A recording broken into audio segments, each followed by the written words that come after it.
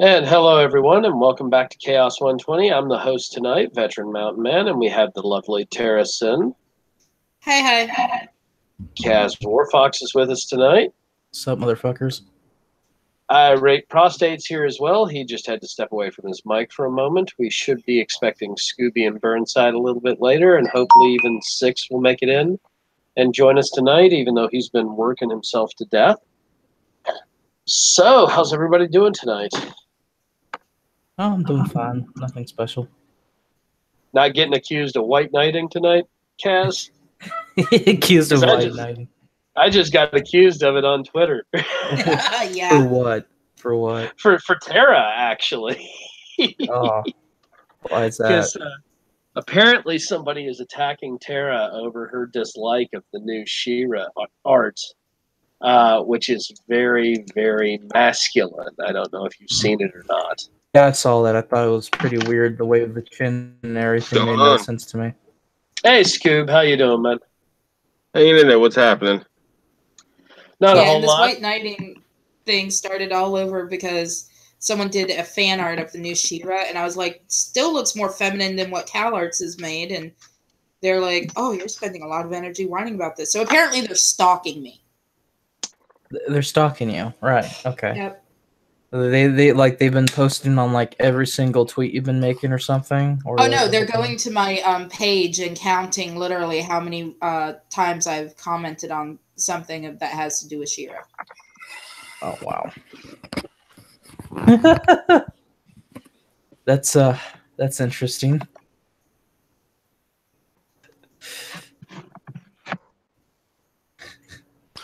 So, like, what kind of words were used? Because they were saying slurs were slurred.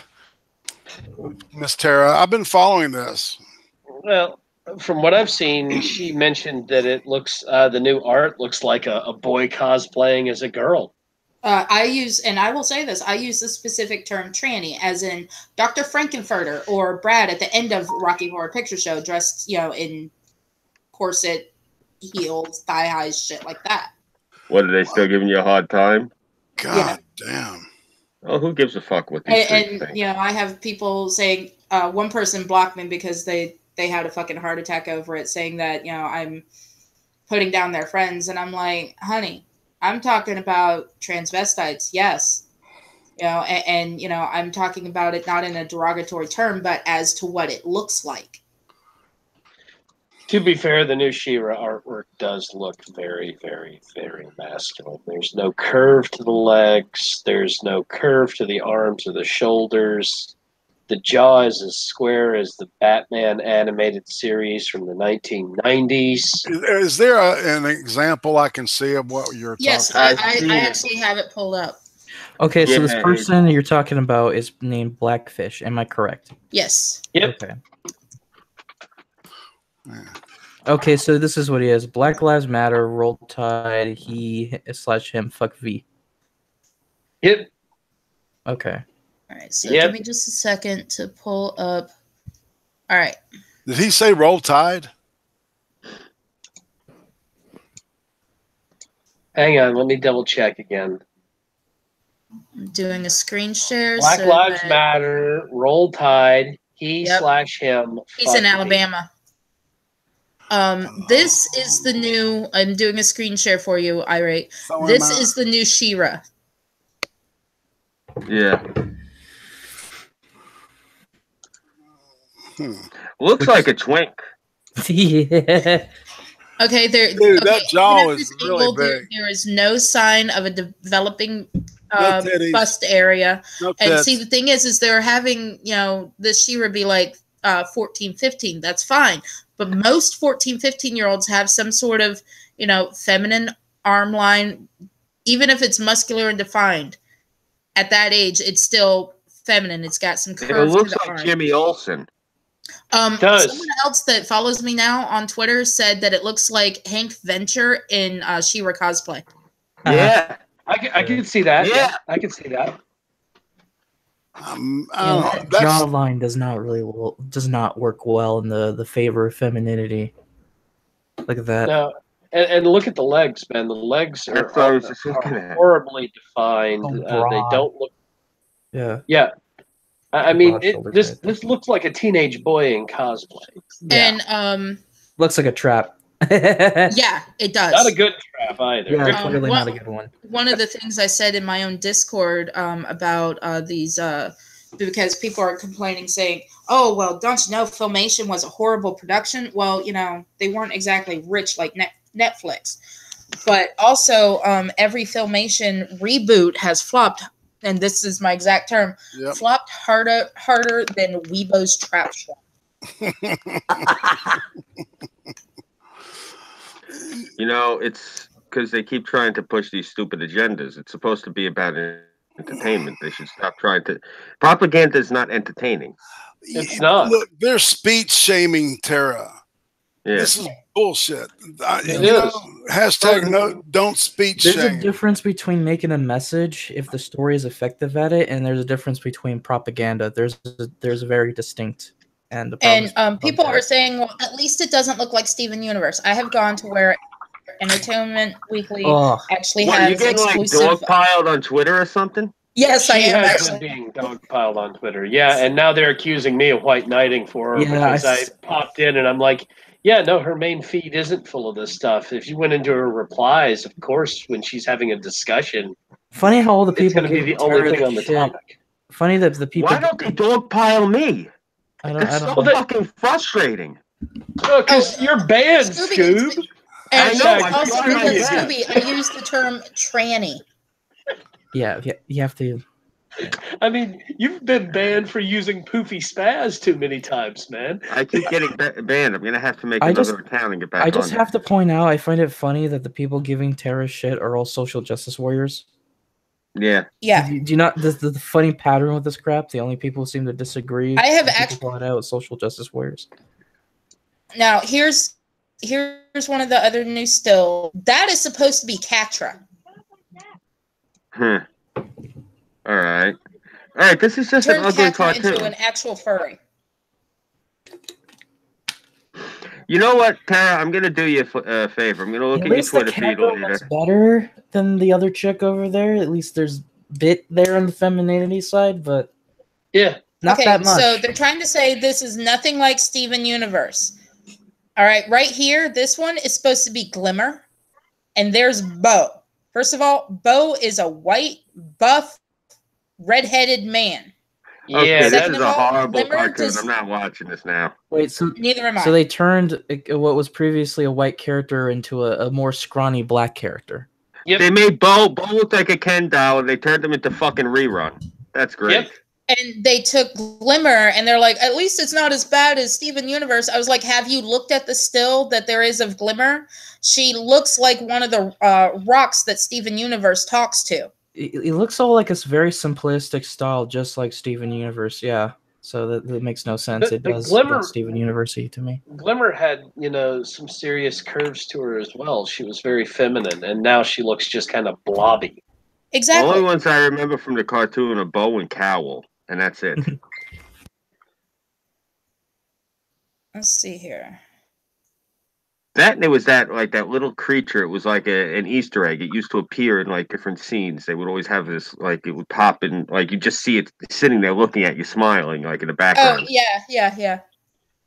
I make God, I haven't watched that in over 30 years, and I remember that. When I have my godchildren watch She-Ra, I'm like, now remember, look for him. You'll see him in a scene. Yep.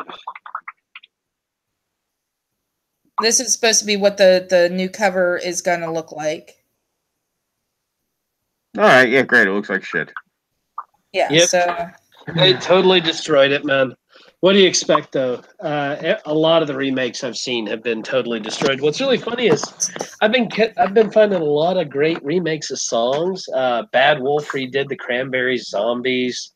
Five Finger Death Punch did Motley Crue's Bad Company. I've found a lot of great song remixes lately. Hell of a lot better than the early 2000s, when a rapper tried to redo tried to redo Hotel California and shit. But apparently when it comes to TV series reboots, they just can't seem to get it working because they can't seem to get out of trying to propagandize and actually back to entertaining. You know, I heard that version of the Cranberries cover. I didn't particularly care for it. The music was good. Don't get me wrong, and they did a good cover, but they changed some of the lyrics, and I don't think that these yahoos understand that song's about the Easter Uprising and the subsequent war for independence in Ireland. And I get what it was about. What they yeah, were yeah. actually doing, they were actually tailoring it to the uprising in Syria. No, I know. It's just it's one of those things where it's and I get where you can kind of be dissatisfied by that on it. I actually kind of like it, and I thought it was kind of a good adaptation. I didn't say it was bad. I didn't say it was bad at all, bro. I'm just saying. I know. I got all the pictures of Grandpa all over the place in his uniform, so it's one of those things where I hear them tweaking it, and I'm like, "You fucking bastard!" Really, I understand, and I don't. It wasn't like it was done in disrespect, and it was a very good homage. It's just one of those things where I have to get used to hearing it.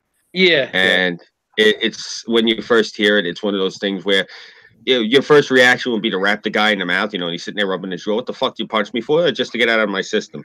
One of those sorts of deals. Well, and some of their other stuff is pretty good as well. If you've heard any of their other work, I believe I have. They actually have done some pretty good work. So I've actually kind of become a little bit of a fan of theirs. If you could share their videos in my music channel. I'll see about finding a couple of their videos on either YouTube or SoundCloud or something and share them out. Have they redone another brick in the wall yet, or have they left that alone? As far as I know, Burnside, nobody has redone the classic Another Brick in a Wall. But then again, I hear it all the damn time out here on the left coast. So I think people still remember the original. Well, I remember when they redid it in '99. Who was it? It was it Leigh Stanley and a few other people. It was called Class of '99. They did it for the faculty soundtrack. Oh yeah, that was. Yeah, I think did a variation of it too. And even then, I thought, come on, guys, don't fucking do it to them. As much as I love Korn, So, something I wanted to talk to you guys about. I don't know if y'all saw it on the news. Russia ditched a bunch of their treasury holdings. Oh, dude. Ooh. Yeah, they are now. Well, that means they sold them off. They are now down to 14.9 billion in U.S. Treasury holdings, which means Russia's about to collapse.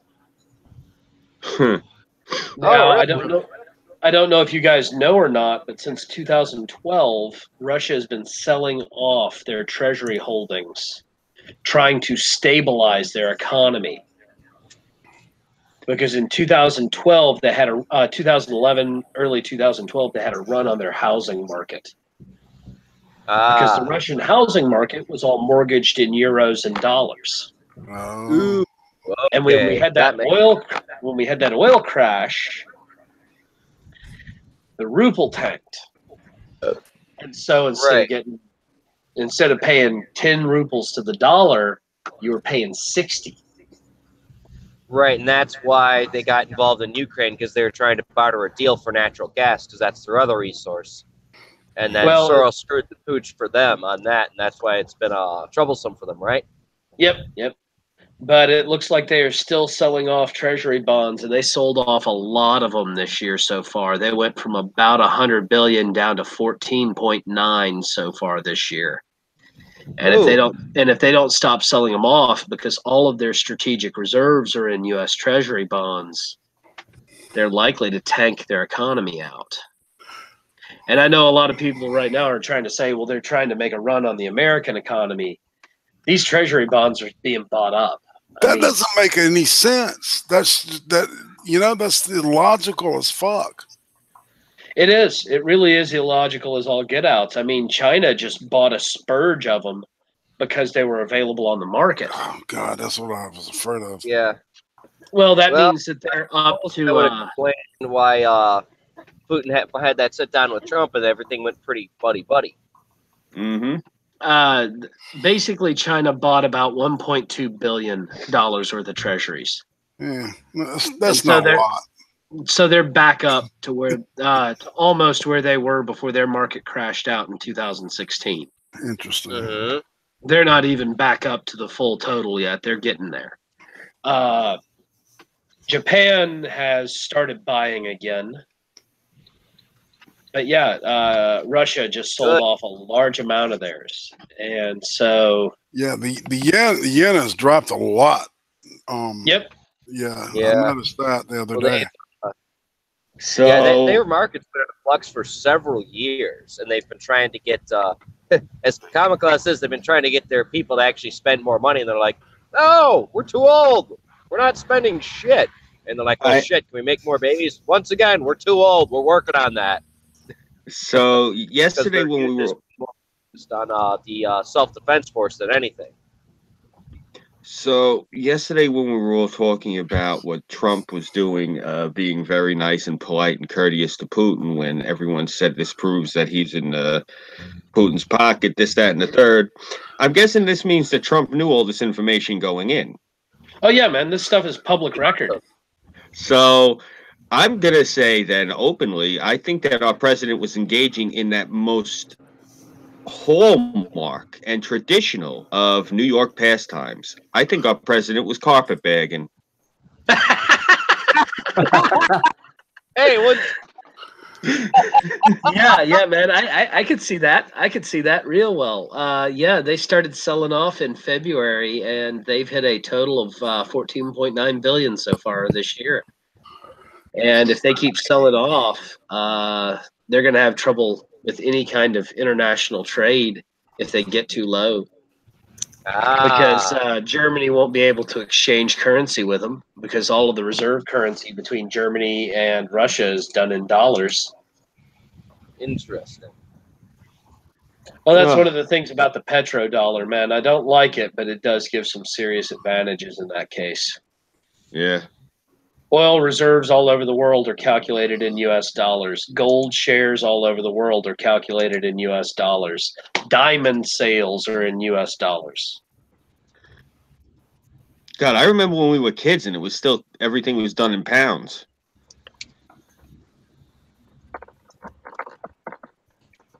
Man, how long ago was that? I remember when we were still on the pound standard.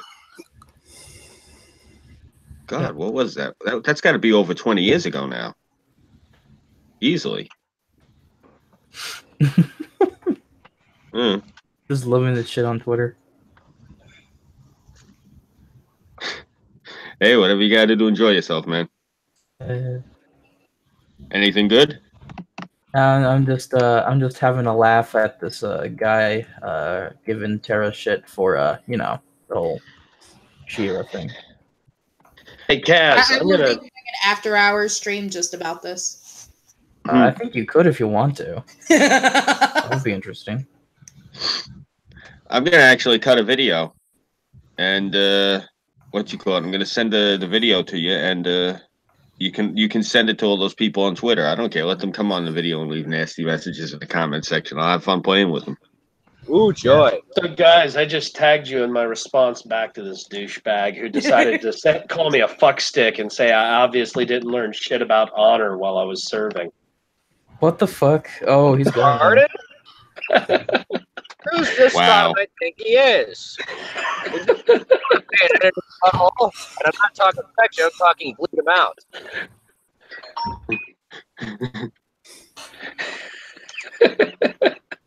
I'm talking flat his ass. You know, yes, if I was standing because next to him, I probably would just level him out and watch him wake up with a bloody nose. But it's not worth it, man. This Blackfish guy is funny to me because, okay, here's the thing, you little whiny faggot. If you're going to be going around saying shit about people's services, here's the thing. At least Mountain Man's not part of a borderline domestic terrorist organization, you whiny shit. Damn fucking great. The 1776ers are trying to prevent domestic terrorism, even though we're not active anymore. He goes, oh, it's not white knighting if you ask him to ride in and save you. Got it. So I said, I have to be in peril to need rescuing. Yeah, you weren't in peril. You were doing fine. You were asking for me to give you an assist. Be like, hey, is this what's going on my feed? I'm like, no, it's not. What the fuck? Oh, man, I am going to have to go take pictures of that. Oh, joy. So has anybody... I didn't have to work tonight, I'd be sitting there on the rog top fucking back at these people. Has anybody seen this image that's been going around Twitter? It's somebody holding Trump's head with a knife going into his neck, and it says "fuck Trump." Nah, but it wouldn't surprise me. This is in Portland. I've just got the address. Oh, nice. Oh man, you got a GoPro? I don't have a GoPro, but I got a cell phone with a decent camera, man. Fuck that's how I do all the. That's how I do all the recording I do. Especially tomorrow, if they send me home, I'll be going down to Burnside and take a look at that. Yeah, it's at your namesake, Burnside. Ah, funny. Damn it! On Burnside Boulevard. Damn it! If I knew in advance, I would have mailed you a flag and go, "Here you go, stick it up there." Comtards. Fuck with them. I bet you those times go, we have ally in neighborhood. No, you don't, motherfucker. Must be so progressive. I wonder what the blue line's for. Blue line's because I actually like the cops, you fucking sodomites. They keep you in line. But yeah, I'm gonna have to go check that out. I've seen it all over Twitter all day long, and I was just kind of, retweeting, this is screwed up, and all of a sudden it turns out that's in my town, man. I'd be damned. So I'm gonna have to go take a look at that. And go get some images, maybe take a small photo, maybe do a small video of the building that it's on, because it's on an art gallery. Really? That passes for art these days. In Portland, it does, apparently. Well, I say we draft a petition to have it removed. Well, a veteran has already told the building owner to please remove it. All right, good. I don't think it'll happen. Yeah, this is the One Grand Gallery. And hang on, I'm going to screen share this so you guys can see it. Okay. Application window. Here we go. There it is. That's the image. Damn. Yeah, that is the image on One Grand Gallery in Portland on Burnside. And as you can see... You know what will complete this? A brick. A brick just to go right through the window. Yeah, just film that shit. Call it off. Yeah, awfully fast. I wonder why the left keeps losing. Yeah. It's a performance piece. Oh my golly, I wonder why. It really is such a hard question to figure out. Oh. Yeah, tell me about it. See, I look at Scooby when you do that voice, man. It fits perfect. It's just that Mickey Mouse is just, yeah. Good I Lord. wonder why people won't buy my Star Wars shit. Whoa. Where the hell is that? Where's that picture of Trump getting his throat slit? It's on 100. It's on 1000 Burnside Street, Portland, Oregon. Ah. I've got the address right here. Yeah. One gallery in I love those serendipitous quinky dinks, as they say. Hey, I got an idea. Okay, now that little crap piece they call art, now that's the glass window, correct? Yes, it is. Okay, now is that held in the public area to where you could potentially put a poster or something over it? It's a gallery. I could. Okay, I got an right idea through the fucking thing. Because I started a while ago, I ran into this video called T for Trump, and I thought, all right, I've got my laptop back. Once I clear my artistic plate, maybe I should start making a variation of it, because I like the direction they went with it. I just think it needed a little bit of tweaking. So there's this idea I had of, instead of meme imposing Trump's face over V's mask, how about getting a snapshot of the actual Trump mask and putting that over the V for Vendetta mask? Well, I have a much better idea. You go to Minuteman Press. You come out of pocket about $20. What you got to do is you go on to You go onto Google Images and you look in their stencils, and you find yourself a stencil of Obama's face. You go to Minuteman Press and you have them blow it up to the measurements the same as that one. And you use an X-Acto knife so you can do the top of Obama's head so that guy's knuckles fit over it. You get yourself some really good adhesive like a super glue, and you just super glue Obama's face over Trump's and you leave it outside the window, and that's that. Oh man, that's actually that's brilliant. That would cause a huge amount of salt, man. Yeah, dude. Because and take one of those Obama stickers and put it over Trump's name.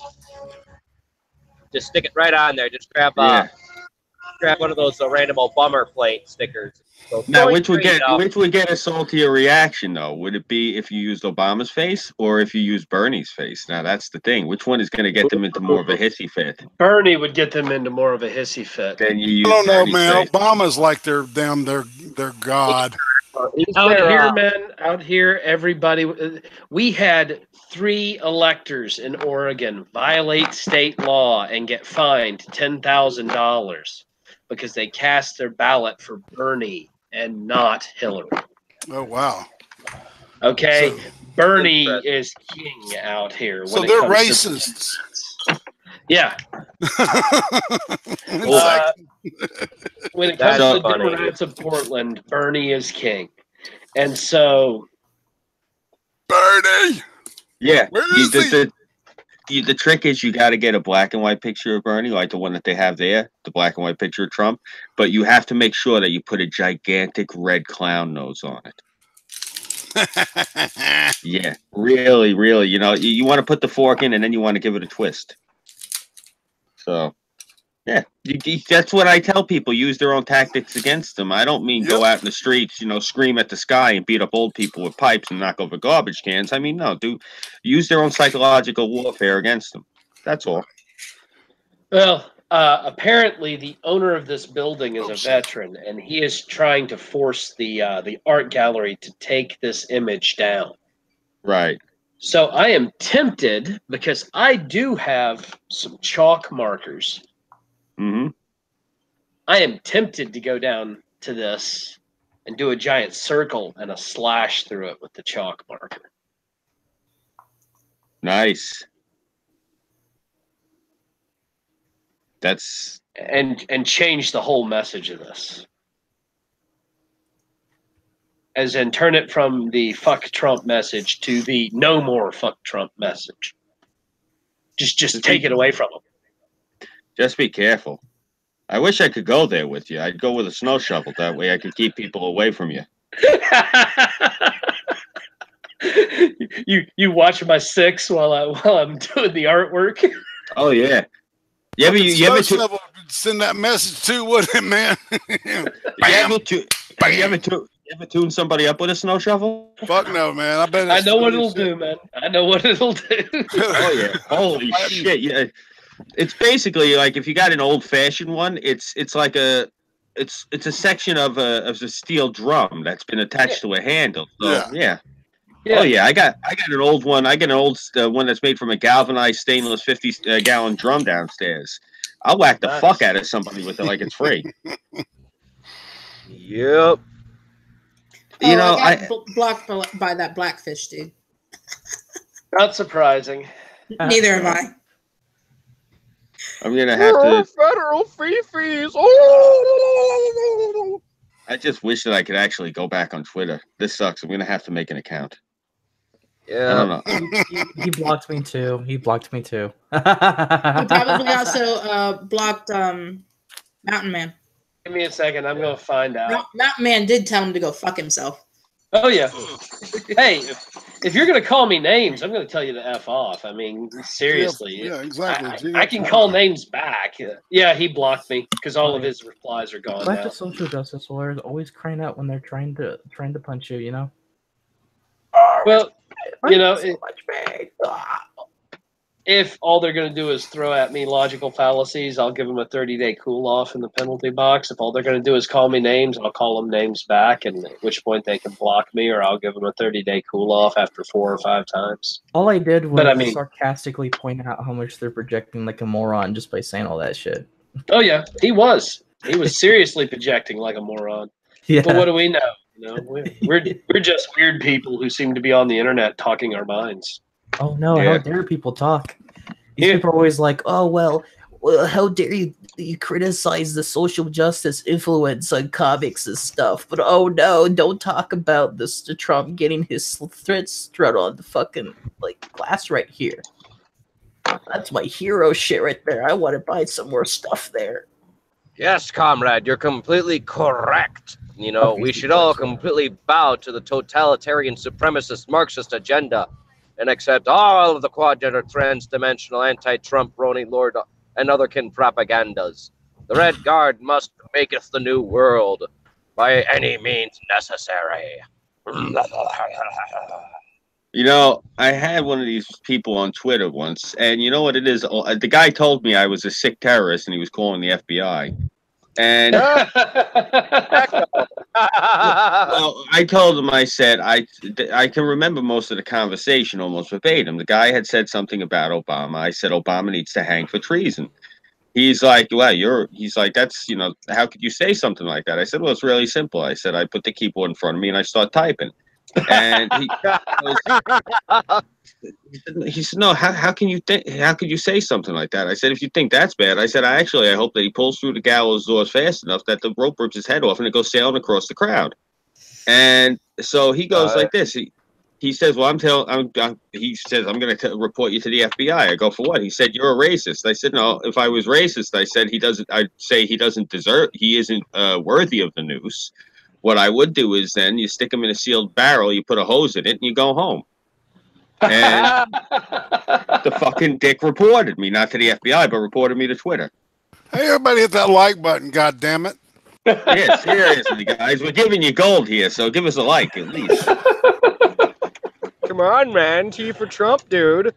I mean, hell, what I'm considering doing, you know, since they apparently have a boulevard named after the old neighborhood, I might just go ahead and fuck with these guys. Go, all right, here, let's put Trump wearing my hat as in an artistic format and go, here you go.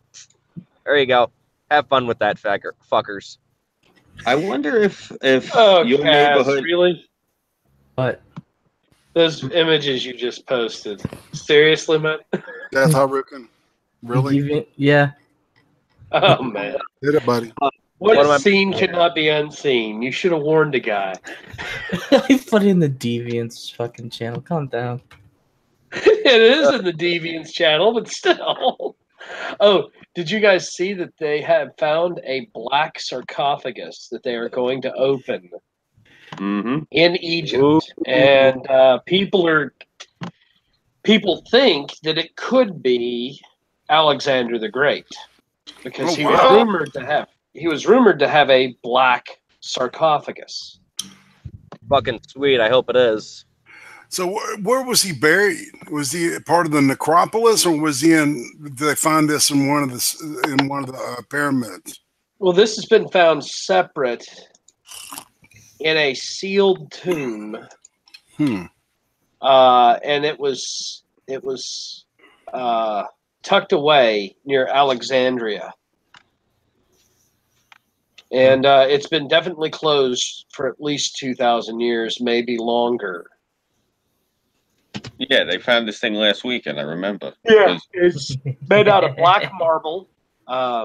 They have no determination yet as to who the tomb belongs to, because there are no inscriptions on it whatsoever, which lends credence to the fact that it would be Alexander the Great's tomb as opposed to, say, an Egyptian pharaoh, because Alexander the Great died suddenly of illness in Egypt.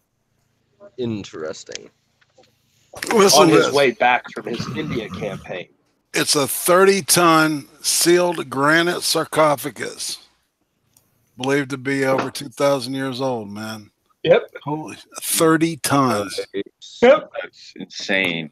And it's gorgeous if you haven't seen it. There was some sort of, it looks like a wax bust in the tomb, but it looks like it's been defaced or destroyed. That could, if it is Alexander, it's possible that could have happened with one of the revolutions that happened. Well, let's just hope it isn't in Sabanur. That's all I'm worried about. Oh yeah, tell me about it. That's right. Dragon apocalypse up after desert. Apocalypse, right? Yeah. Yeah. Last thing we need is that dark magic shit going around. You see us as the Four Horsemen?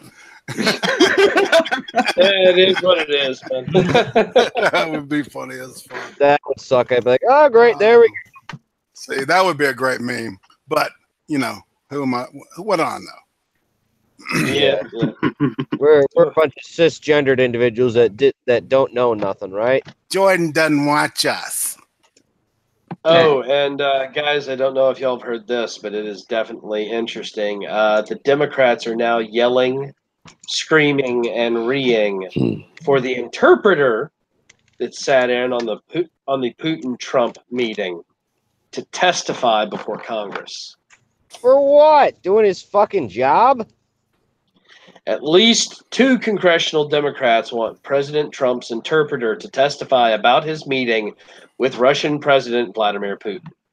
They're just trying desperately to grasp at straws here. That's all it is, as far as they're trying so hard to connect him to the Russia stuff that they are just scrambling. Oh yeah. I mean, you know, trying to claim that this has anything to do with pre-election collusion is just, it's insane. It's bitch made. Yeah, it's bitch. Yep. It is Yeah, definitely it's absurd. bitch made, yeah. Ridiculous. Six, can you hear us? Hey, Six, how you doing, man? Señor says, I think he's still having technical difficulties. hasta luego. Oh, man. Senor Juan Miguel! Hasta lumbago. Oh, man. That sucks. But yeah, they want him to testify in front of Congress to a committee, and they want to know everything that went on between President Trump and President Putin. That's insane. Didn't they watch TV? Senator Jan Sheen and Rep. Joe Kennedy have both demanded this. Oh, okay. Well, they talked about pussy for 15 minutes, and then, you know. Yep. And then they arm wrestled, and Putin won, and so now Trump owes him a strip club in Kansas or something. Exactly. Like that, you know? Nice. A Russian strip club in Kansas. So you're telling me that Senator Kennedy, the one that they rolled out that was next to that broken down Lincoln, this is the same. Okay, if he's calling for this, then what we should do as a country is the opposite. He's a Kennedy. That's all. Anything a Kennedy says, do the opposite, and this country will prosper. So you can't hear anything I'm saying? Now we can. Heard that, brother. Up there he is. That came through loud and clear, man. He's gone now. Damn. Dropped out again. God damn. Interesting. If he does it a few more times, he'll have literally done it 6 times. But yes, we have Representative Kennedy and Senator Sheen. Both are demanding that the president's interpreter testify before Congress in a committee. As long as it's not a closed committee, fine. Fine. I really want to hear Congress explain, after this man is done delivering his dissertation, why they felt it was necessary to waste his time, Congress's time, my time, your time, everyone's time with this end money. I really want to know. And I'm getting at the point now, I really want to see these bastards start to get brought up on charges for wasting taxpayer money. I want to consider fraud. Yep. Dude, I'm telling you, we need to start trying all these reps for treason. And I agree with you term 100%. Limits. We don't need term limits. We just need to try them. Yeah.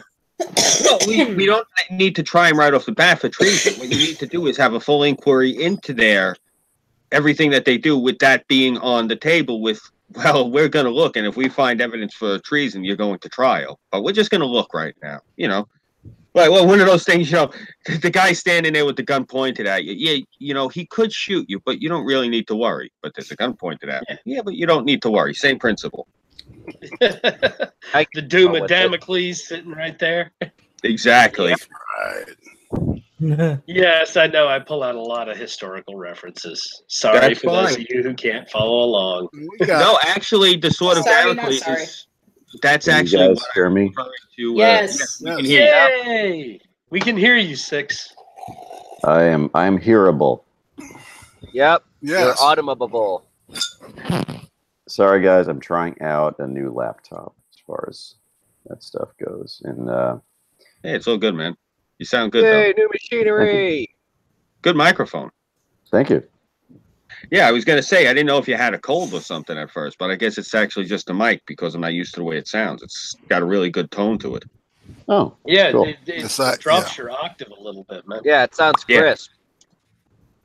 I shall have to listen to the broadcast after which, and FAP. It's hot, dude. sexy, you sound so sexy with your sexy. Yeah, so for those of you who are in New Hampshire and you think Senator Shasheen is wasting our time, remember, elections are coming up.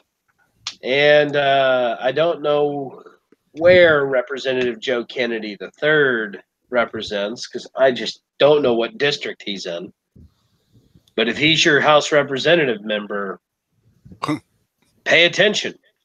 Because when he comes up for election, you can get rid of him if you think he's wasting his time. And it's real easy to waste time in Congress. And this sounds like a giant waste of it. Because calling in Trump's interpreter over the President Trump, President Putin meeting. That's just bullshit. Yeah, especially since wasn't this whole meeting on TV? Well, they had television? They had 1 hour behind closed doors where they talked. Oh, 1 fucking hour! Oh, my balls hurt. You kidding me? Come on. Because we One behind closed doors. You know, and I mean, realistically, like we were saying, it could have been anything. It could have been, you know, Putin and Trump arm wrestled and Putin won, and now Trump owes him a strip club in Skokokie, Illinois, or what? I don't know.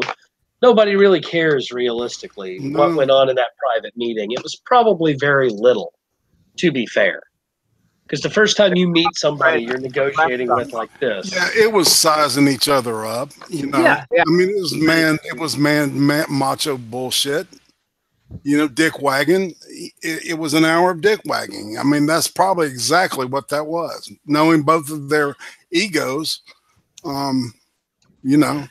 It was an hour's worth of thump competition. Whose erection is larger? I think Trump won because of what you just said about the Treasury. Yeah, I mean they're liquidating their Treasury bill. I mean they are trying to keep their economy afloat. I seriously. I mean, hell, if he winds up giving us some of those holdings or we buy some of those holdings, that's good for us. Well, the thing is, man, is these are Treasury bills. So when somebody sells a T-bill, unless the Treasury buys it back directly, it goes onto the open market. It's like a piece of stock. Mm-hmm. Ah. Okay. Don't they sell those like at auctions and shit?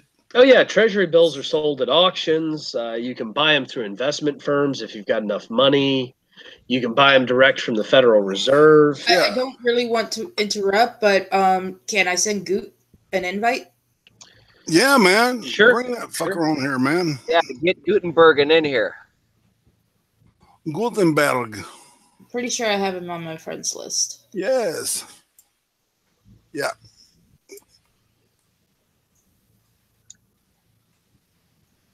Yeah, Gutenberg's good people. Yeah, I mean, it's very easy to get a hold of a Treasury bill if you have enough money. The problem is having enough money for one, because they're several grand, man. Okay, So, here's the next question I got about all this nonsense. You think maybe that all this absurd waste of time and money that they're doing is they're discreet plan to try and pull their whole bankruptcy plan so that they can undermine Trump's agenda? It's entirely a couple of these. Ah, I see them. Because I do remember there on InfoWars, there's two people that are going on about. Their names escape me, though, because they only had them for a couple seconds. Most of it was just Jones ranting. But they are going on about, how they need to collapse the economy and blah, blah, blah nonsense. So maybe this is their plan to do so. Well, if they do continue to waste a lot of congressional money, they could slow down the federal spending requirements on the budget or cause the federal government to overspend further, causing us to have to issue more treasury bills and go further into debt. Now, something a lot of people forget is about 60% of American federal debt is held by American citizens. Anybody with a retirement fund is holding American debt. Anybody with a mutual fund is holding American debt. Anybody with a trust fund is probably holding American debt. International agencies, international trading firms use American debt as part of their reserves because it's stable. It's insanely stable because the U.S. doesn't manipulate its currency like other countries do. We manipulate ours, but not nearly to the extent that other countries do. And so our debt stays stable. Hey, Six.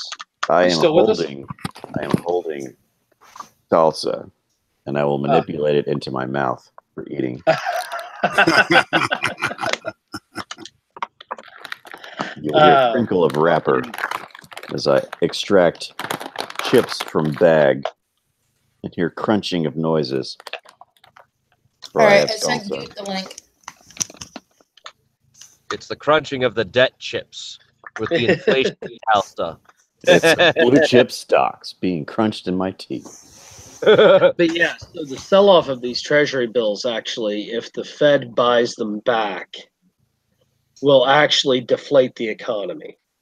Now, if the Fed doesn't buy them back and American citizens buy them up, as well as other countries, the economy will remain stable. If they stay on the market unbought, then American Treasury bond prices will drop, and we will start having issues maintaining our debt levels. Interesting. Regardless, I think we should be paying the debt down, but that's just me. What do I know? Yeah, I agree. Yeah. That's always been my philosophy on this stuff. The less debt I have, the easier it is to manage my life. Yep. Depends. From what I learned from economics and finance over here, a certain amount of debt is necessary to generate credit. You guys obviously know that. I mean, I'm not going to. Duh. But right. At the same time, if you have no debt, you actually need to have a small amount of debt at all times, a very small amount. Because the problem is when you don't have debt, you're actually not in circulation in the market. It's really stupid the way that the markets are designed. But if you're actually operating debt-free for a long enough period of time, you can actually be considered a credit risk because you haven't been within the market. It's stupid. It's absurd, but it's actually a rule that's built in. Hey, Gutenberg, what's happening? Hey, how you guys doing? Hey, man. Chilling, brother. What's up? I see Burnside, Irate, Scooby, Terra, and Six. However, I don't know the channel on his name. Have you met? Hi, I'm Veteran Mountain Man Gutenberg. How you doing? I'm doing wonderful. How are you?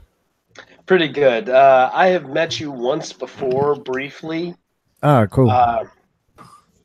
Can't remember where. We spoke for like 2 or 3 minutes. It wasn't for very long.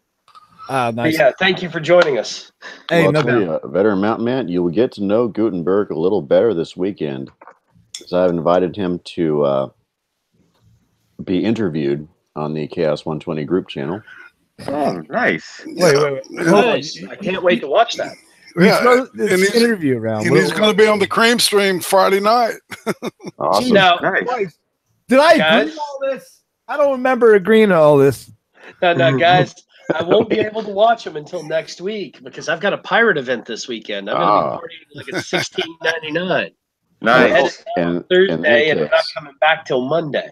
Good in that case, you better watch Foster. I interviewed him this afternoon. You can watch 6 minutes. I got a question here. This interview thing, is it like an actual interview, or are we just gonna sit around and talk shit? I asked like 2 or 3 questions in the course of like 30 minutes. It's over and done with before you even know it. So it's essentially just yeah, these are like easy softball questions. You can watch. I did an interview of Terra. I did one of Irving Twin, Cass Warfox, Sir Wolfie, Skep Talk, so on and so forth. I've done a few of these already, so it's pretty painless. Pull me a Clinton and slide me the fucking questions ahead of time so I can prepare myself. I will do so.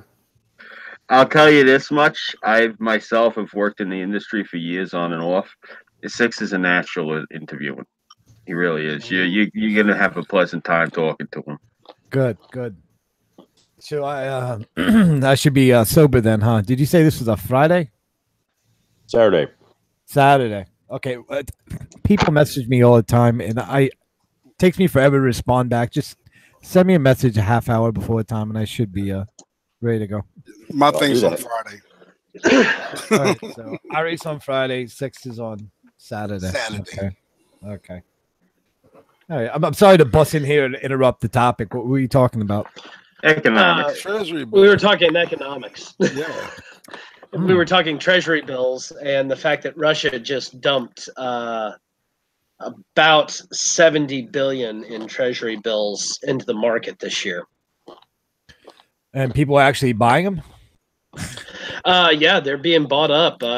Tokyo bought quite a few. China replenished some of their reserves. Italy, Greece, the U.S. has bought some back. Canada, U.S. Treasury bonds are as good as currency. I haven't looked in a while, but isn't China still our largest holder? Nope. American population is still the largest holder. We have been for forever. I think the largest foreign holder. China is the second largest holder, and they are the largest foreign holder. I'll agree with you there. That's what he just said, yeah. But their total is a tenth of the debt. The tenth of a large number is still a large fucking number. It is. But when you start at those kind of percentages, at those kind of numbers, you got to look at the ratio more than just the number. Right. Because when you start looking at large numbers, it's really easy to get overwhelmed in how big the number is. Absolutely. I was just going to say, it's not the Chinese private citizens. I'm assuming it's the government collecting all of our treasury versus in the United States, it's more probably private individuals that just have a money manager putting them into a 10-year. Actually, a lot of them are private citizens in China because it's illegal to have too much currency. Well, that's why they buy a lot of gold and they have a lot of resources. Their saving rate's like a quarter of what they earn. And we're like negative. That depends on who you are, man. I save quite a bit. But per average. Yeah. Well, when you start talking the average household income in the United States and you start talking about welfare income situations, you got to realize that you're going to have some really weird shit because the welfare community has created some seriously screwed up policies in American households. Sure. Same with the feminist movement separating the nuclear family. But if I can add to that, if you make $100K a year, yet you're in $300,000 worth of debt, you're still negative $200,000. You don't really have a savings. I mean, unless you want to count a 401K, but I mean, we all know that can go to shit like 2008. Well, that also depends on why you're $300,000 in debt. If you're $300,000 mortgage, houses. Well, if you were $300,000 in debt because you own $500,000 worth of house, you're actually $200,000 in the green. You just haven't actualized it. Well, if you consider your home as an actual asset, which it shouldn't be. Yeah.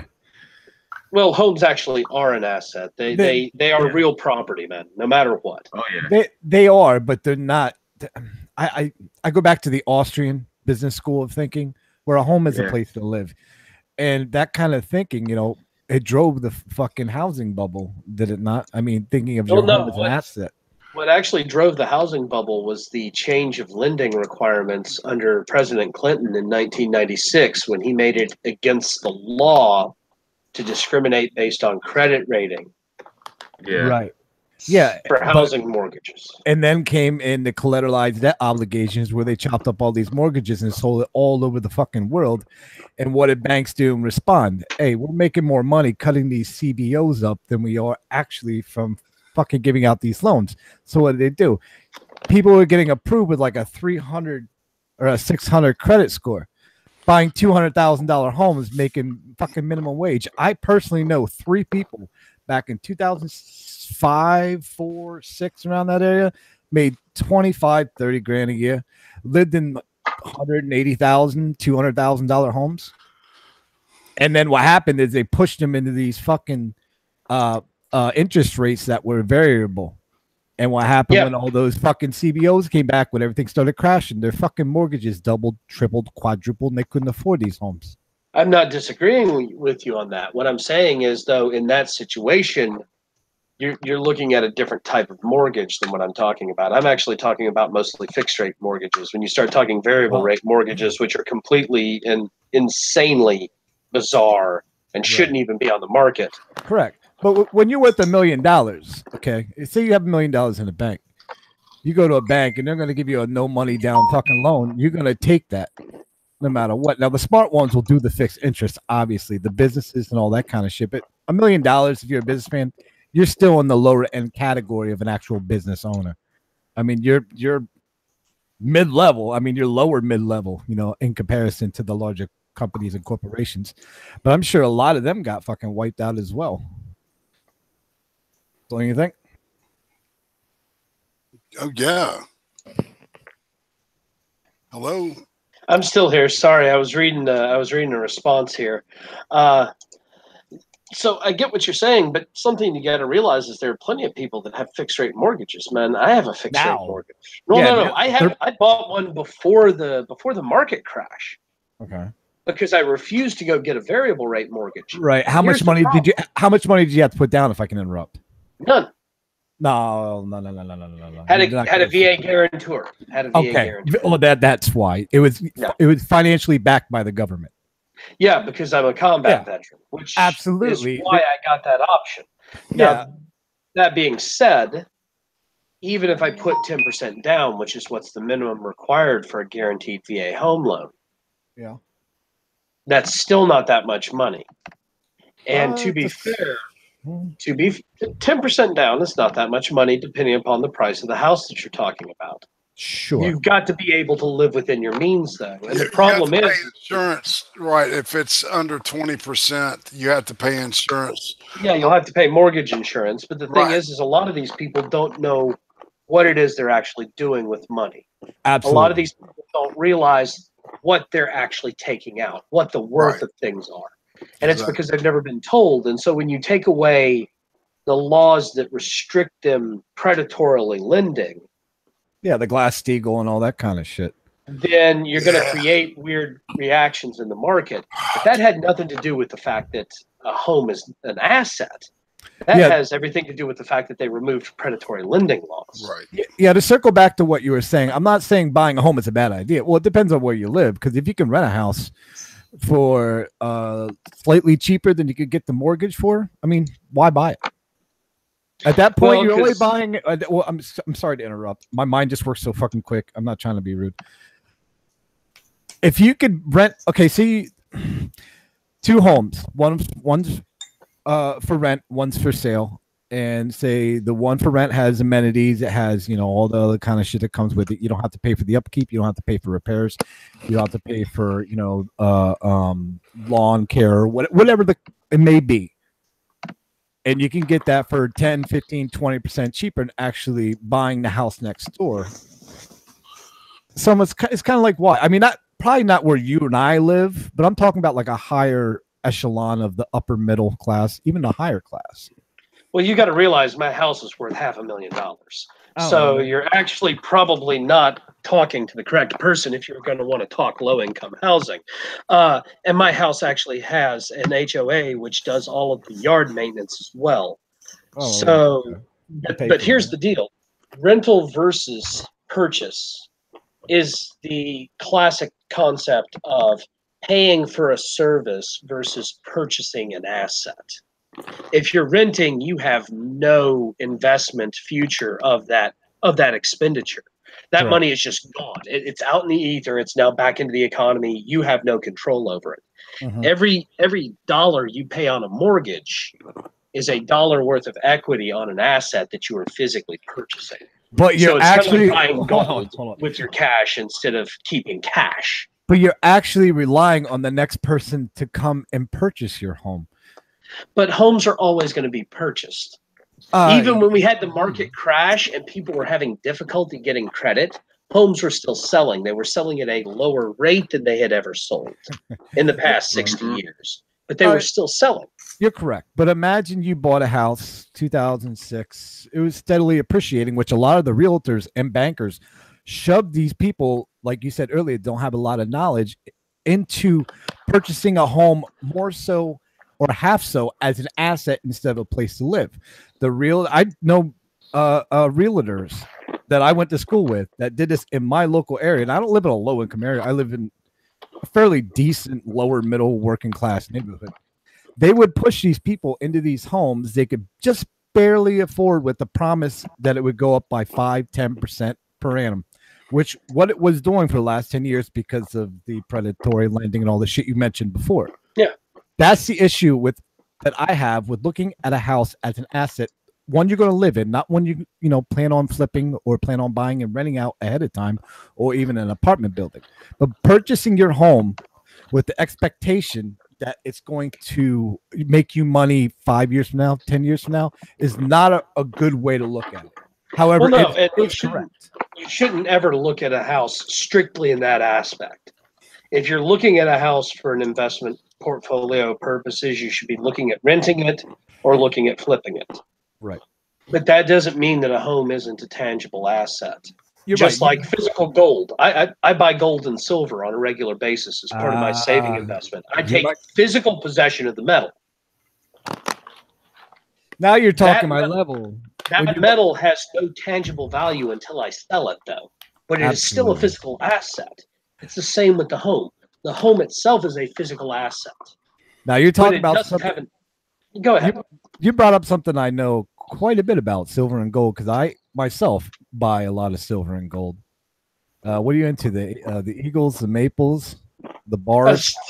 I buy bars, man. I don't buy Eagles and Maples. The Eagles and Maples have additional variable worths that are attached to them that just aren't worth playing the market on. I'd much rather buy the raw bullion and run my risk that way. There you go. But that's just because there's less differential on that. So you're not like a smaller you don't collect anything a little bit on the side on silver and gold? I've got some collectible hand cast bars that are limited edition runs, but they're mostly from small mints that I have a preference towards their artwork. Okay, but other than that, I just buy. I do most of my business through Sunshine Mint, because there's a good stable international investment, and they have anti-theft, anti-fraud features built into the bars. Yeah, I have some of their rounds and some of their 10-ounce bars. Actually, matter of fact, their bars are great, and so are their rounds because they all have that refractive lens technology built into them, so that you can validate them. Have you ever seen those Scottsdale stackers? Dude, those are awesome. I have. They're neat, but they got a high premium on them. It's not that much. It's not that much different from a Sunshine bar. A little, it's slightly more. It's slightly more, and so I would rather take the. It doesn't seem worth it to me. If it's your thing, it's your thing. You get 30 of those bad boy 10 ounces, and they stack up perfectly in like a nice little safe or a Eagle box. Dude, they're fucking cool to look at. I know, but it's not my thing. I'm gonna stick with what I've been using because I prefer the premium and the overall purchase point on it and everything else. So I get you. Well, we should probably move on for this because no one probably cares what we're saying right now. Actually, no, I care a lot. I want to tell you two really quick. If you look in my Discord server, there's a channel that says Capitalism. Could you guys please bombard the living shit out of it with links to everything you two were just talking about. I'm very interested in all of that. Seriously, please. What part? Both of you. What part? It's in the server. It says capitalism. I gotta say, you guys made me think of the Rudolph the Red-Nosed Reindeer Christmas special song, Silver and Gold. Yep. Which part I'm talking about, Gutenberg?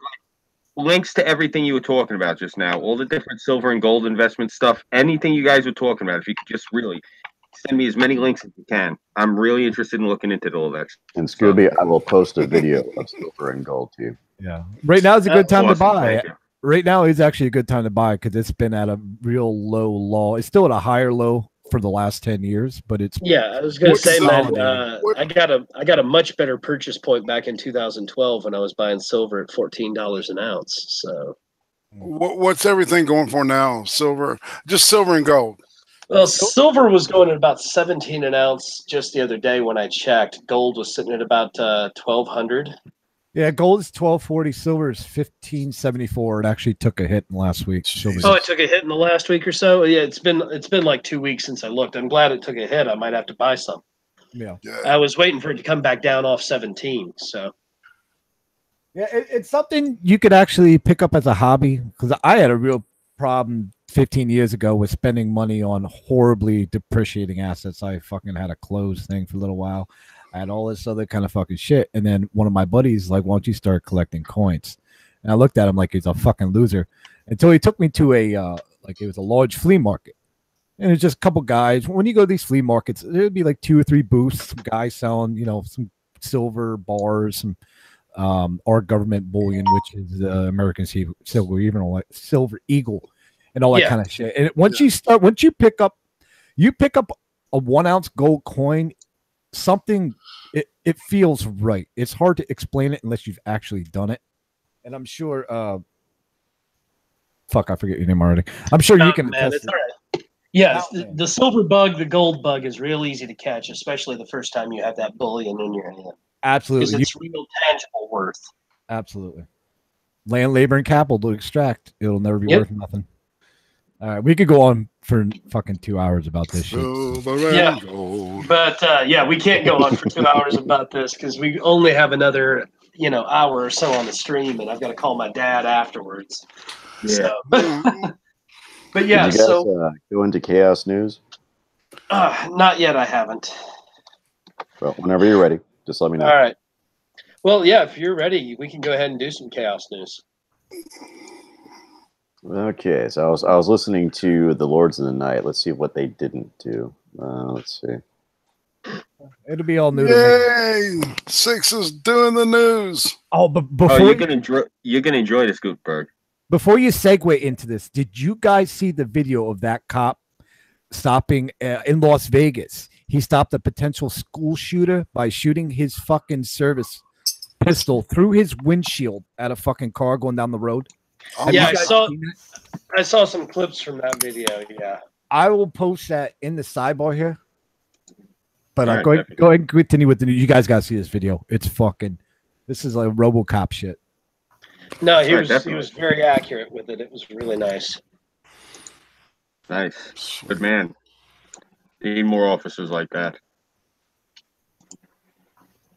That shows initiative. That shows dedication. Do you know how loud it must have been inside the cabin of a car? Oh, I've got a good idea, Gutenberg. I really do. Oh yeah. It's even louder in an up-armored Humvee or not a Striker. What was it? We were using the Bradleys. Mm-hmm. Good old we're in a Bradley.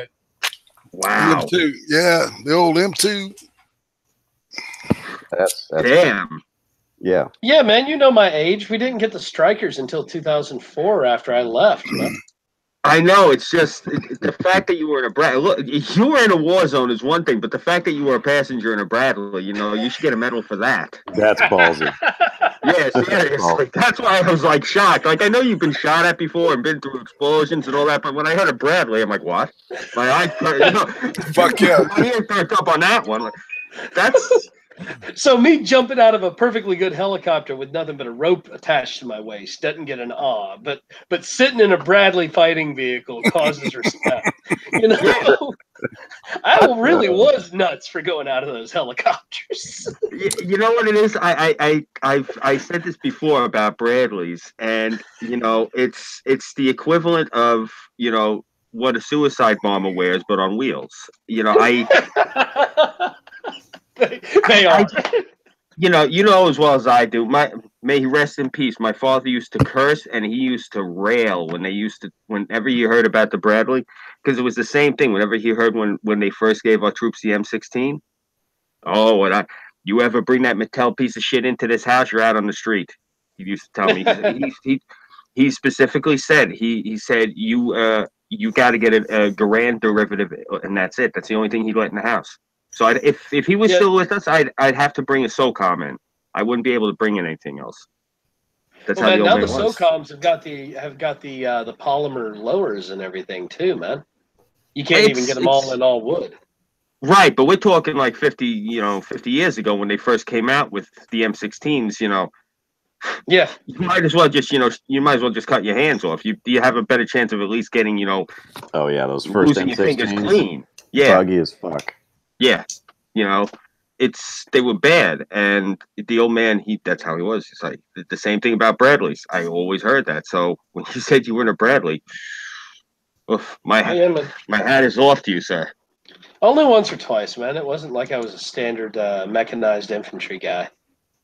I look at that as our generation's answer to the Sherman. No. The M1 Abrams is the answer to the Sherman, realistically. It's a main battle tank. The Bradley is just it's a troop transport. No. I'm talking about, remember how the Sherman was the Tommy cooker? True.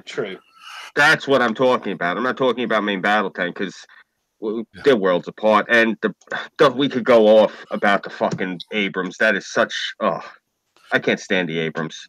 Really? We should have just stayed with the M48 patent, and we should have done the Sabra upgrade package like they did in Turkey, and we would be fine. That's just me.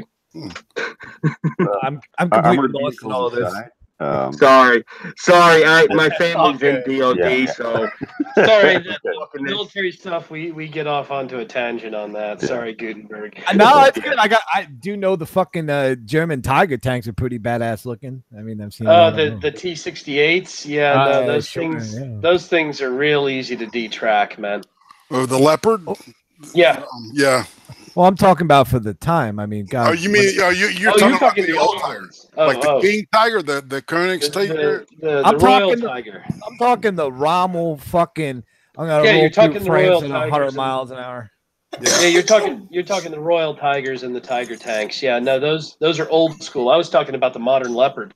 I was just gonna say we should adopt the Leopard. We should abandon the Abrams platform, or at least we should downsize it substantially, and we should adopt the Leopard. I don't think we ever will, man, because the Leopard can't handle the DU armor upgrading that the M1 Abrams can, and the Leopard also can't handle the discarding tungsten carbide and DU penetrating Sabo rounds that the Abrams can. The Abrams is actually the anti-tank of the tank world. Yeah, it's just so damned expensive to run the thing. How many gallons of jet fuel does it burn? Like 5 a minute or something? Okay, you get 4 miles a gallon. Okay, I will be the first to admit you get 4 miles a gallon of the JP8 with the expansion fuel additives in it. That's jet fuel because that's what they run. They run JP8 with the expansion additives in it. Yep. That's why I can never get behind the Abrams platform. It's just so damned expensive. But you know what, man? Compared to everything else I've seen on the ground, the Abrams just outperforms it all. It really does. I know, but by like a Texas fucking mile. I mean, we got to do something maybe something modern that's a little bit more fuel friendly. I mean, that amount of consumption is going to kill us in the long run on a heavy ground war that's over an expanse of time. That's going to drain our coffers substantially. We're not likely to have another heavy ground war like World War I or World War II, man. We dominate the sky. That's part of the reason we haven't replaced the fuel efficiency issues on the M1s. And it's part of the reason that all we did was an upgrade to the deuce and a halves to take them to 5 tons. Yeah. All we did was replace the transmission and do an overhaul on the engine with new gaskets. And bada bing, bada boom, you took a 2.5 ton truck to a 5 ton truck. You know, because we didn't need to replace them completely. They were perfectly fine for what they did. It's just we wanted more towing capacity. Yeah. I love our tangents. I love our tangents. Nothing about my avatar. Oh man, yeah. Antifa. Yeah, no, it's A for Antifa. A for Antifa. Or O for obese. I can't see your face, but you look exactly how you sound, and I love it. I love when people look. That's Don't not you love me, it, dude? That's not you. No, I swear to God, it's not. No, I really. I'm uglier. No, I'm far uglier than that shit. Anyway, my point though, don't you love it when you talk to somebody and then you see them and they look exactly how you thought? Yeah. It's like the world clicks together. It is very satisfying. Burnside looked exactly like I thought he would look. Yeah, he does. I throw everyone for a loop, apparently. Yeah. Yeah, you did a little bit. You fucked me up a little bit. I haven't got over it yet. He's pretty. Scooby pretty, he says. You are. Scooby's sexy. I love it when these crazy people on Twitter call me a Russian. It's one of the few countries in Europe and Asia I've never stepped foot in.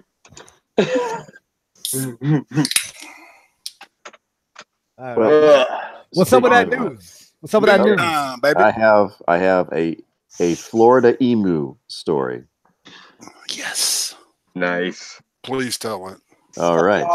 So drivers were stuck on a Florida bridge for nearly an hour when a loose emu wandered into the roadway and blocked traffic. Travelers on Florida Route 19 Howie Bridge and Tavares said traffic was backed up Sunday afternoon when the large Australian bird wandered into the road and refused to leave. Quote, my husband said something was going on in the road, and this vehicle went around, and he was like, there's something on the road. I think it's a llama. And I was like, oh my gosh, it's an emu. Witness. Yeah, there's a big difference between an emu and a llama. You know, shit. Good Lord, and these people vote. Yeah. Witness Candy Cartier told this TV station, quote, I didn't even think about it. I was like, I have to get this little guy off the road. As it's happening, I'm like, only in Florida would this happen. I have to tape this. No one is going to believe me, she said. Cartier filmed the video as she and another woman got out of their cars and approached the bird. It had a sock on its head, and it had a leash on it. Yeah, that's a leash. I think she means probably a leash. I think the writer meant to say leash. She went to pull the sock off, and it was like, no. It started getting up, so I was trying to like shoo it off the bridge. I mean, we were dead in the middle of the bridge, Cartier said. Cartier said she tried to guide the emu off the road, but it kept running back into lanes of traffic. Tavares police and Lake County Animal Control soon arrived and took the bird into custody. The emu was returned to its owner. Well, at least it had a sock on its head. Yep. You don't want them to see what they're doing. You try to keep them blind so you can keep them complacent.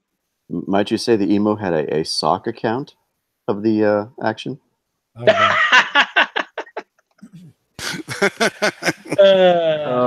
Nice. Yeah. So, guys, I just got called a commie by this moron that's calling me a Russian. Where? On Twitter. Kidding. Yeah, called me a commie. Right, you're totally a communist because you're wearing American gear and you serve your country, and totally. Yeah, and I espouse John Locke, an independent personal appointment, and private ownership of everything. I mean, I'm such a communist. Okay. Yeah, you literally stole Comrade Sark. Can't even make a good joke at that.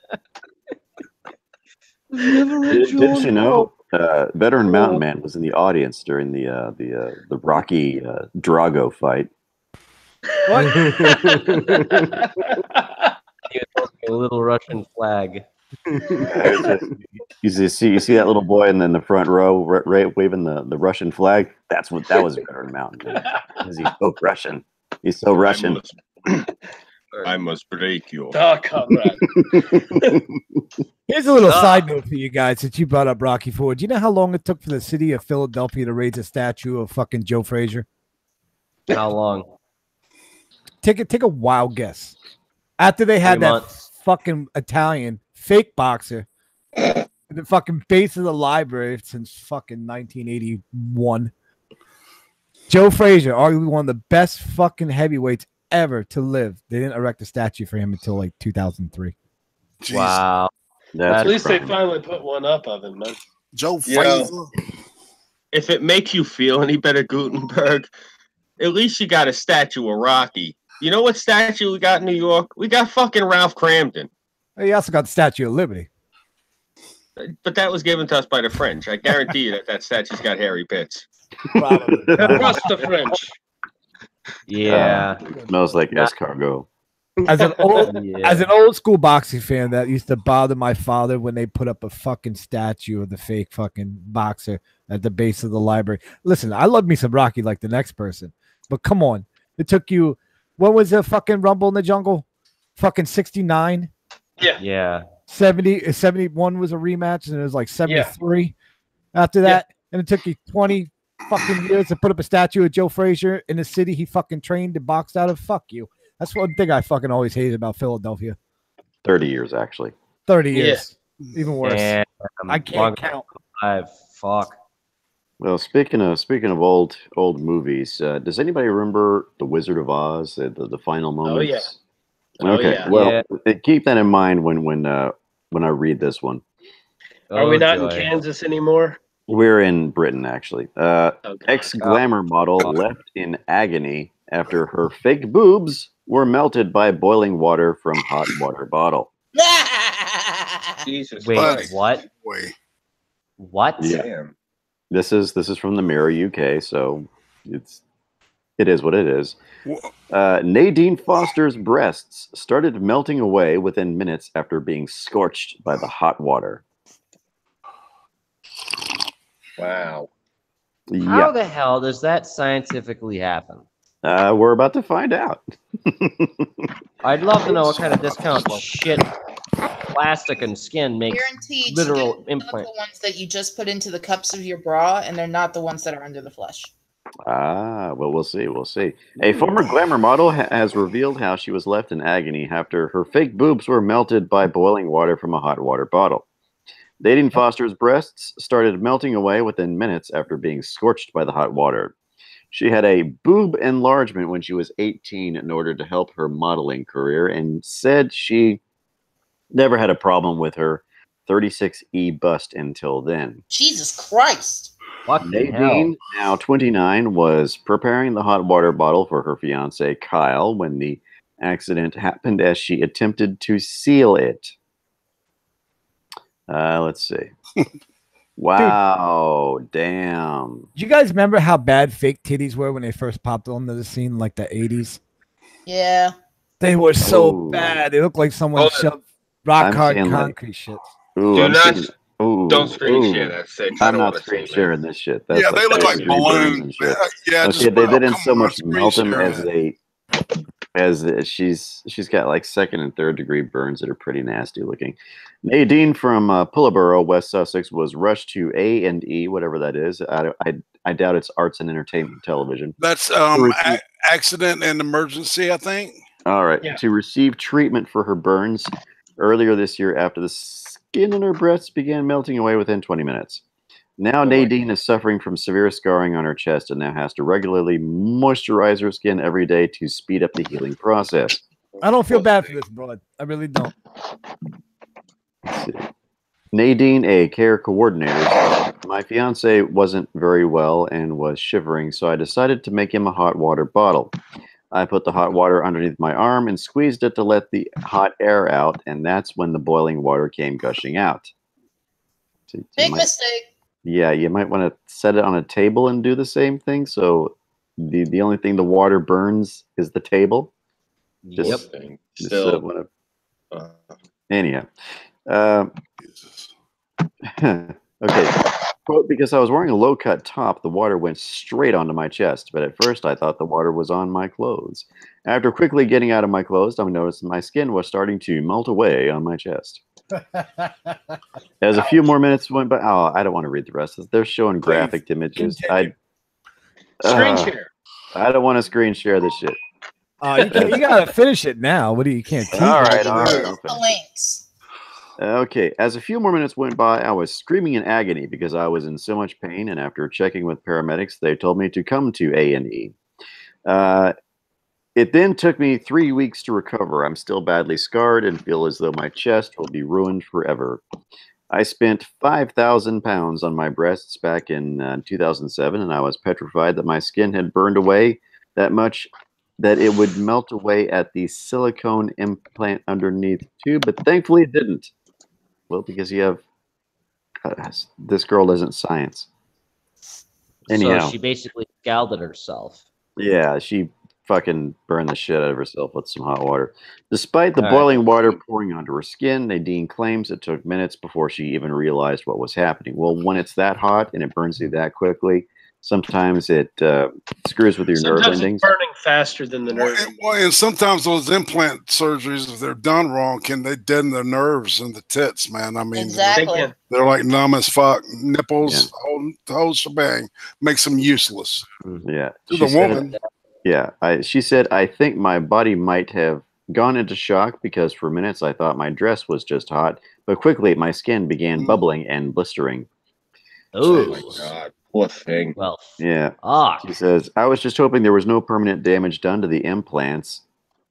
She's still worried about her damn implants, and that it would just be the skin surrounding them that was hurt. Oh, God. After having a cool shower, we were advised to go to the hospital as the burn across my chest was bigger than the palm of my hand. I stayed in the hospital overnight to get my burns looked at and sorted, and in the end, my skin just continued to peel away. I hate this chick. I hate her. I don't care. I hate her. I just can't believe that something as simple as closing a hot water bottle has given me potentially a lifetime of scarring. I was just trying to be a good fiance. So, Nadine is now focusing on. Nadine is now. Yeah, Nadine is now focusing on healing her scars as soon as possible ahead of her wedding next year. Did it say that they were filled with saline, or were they? She said silicone. Silicone. Oh Jesus, man, that's not good at all. Yeah. No. That is probably went with it because it's the cheaper route. You know, she only spent 5,000 pounds on it. I'm willing to bet which this is roughly $7,500 here. Can we take a bet? Can we take a bet? Yeah. On this chick being foreign. She's not native to the country she lives in, is she?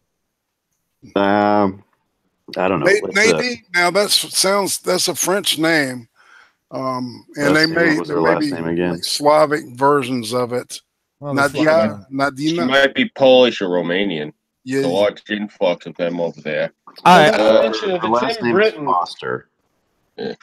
If it's in Britain, it could just be somebody who likes the sound of that foreign name. Yeah. Jesus. Well, number one, too, or people make up fucking names. Number one, I bet this chick's going to sue. Because how else did this story get out there? Number two, who is the fucking degenerate anchor that took this story, or who is the writer that actually thought this would be news? Like, where is this even coming from? A chick burnt herself. This is from Molly Mansfield from the Mirror.uk. I hate it. Well, God forbid they should do actual news and report like how the government's not doing their fucking job or any shit like that. She's a feminist correspondent. I've read some of her stuff in the past. So a broad gets burned and she writes an op-ed. Okay. Right. Yeah. Fake tits used to please men. Yeah, I want her dead, and I want the lady that wrote this dead. I don't care about them. So, guys, catch this. I like this moron.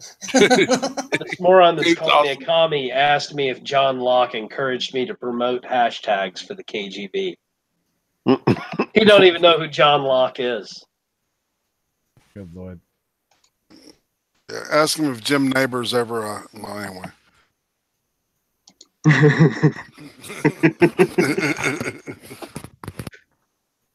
18th century economist, right? John Locke, I believe. Yeah, John. Yeah. That's okay.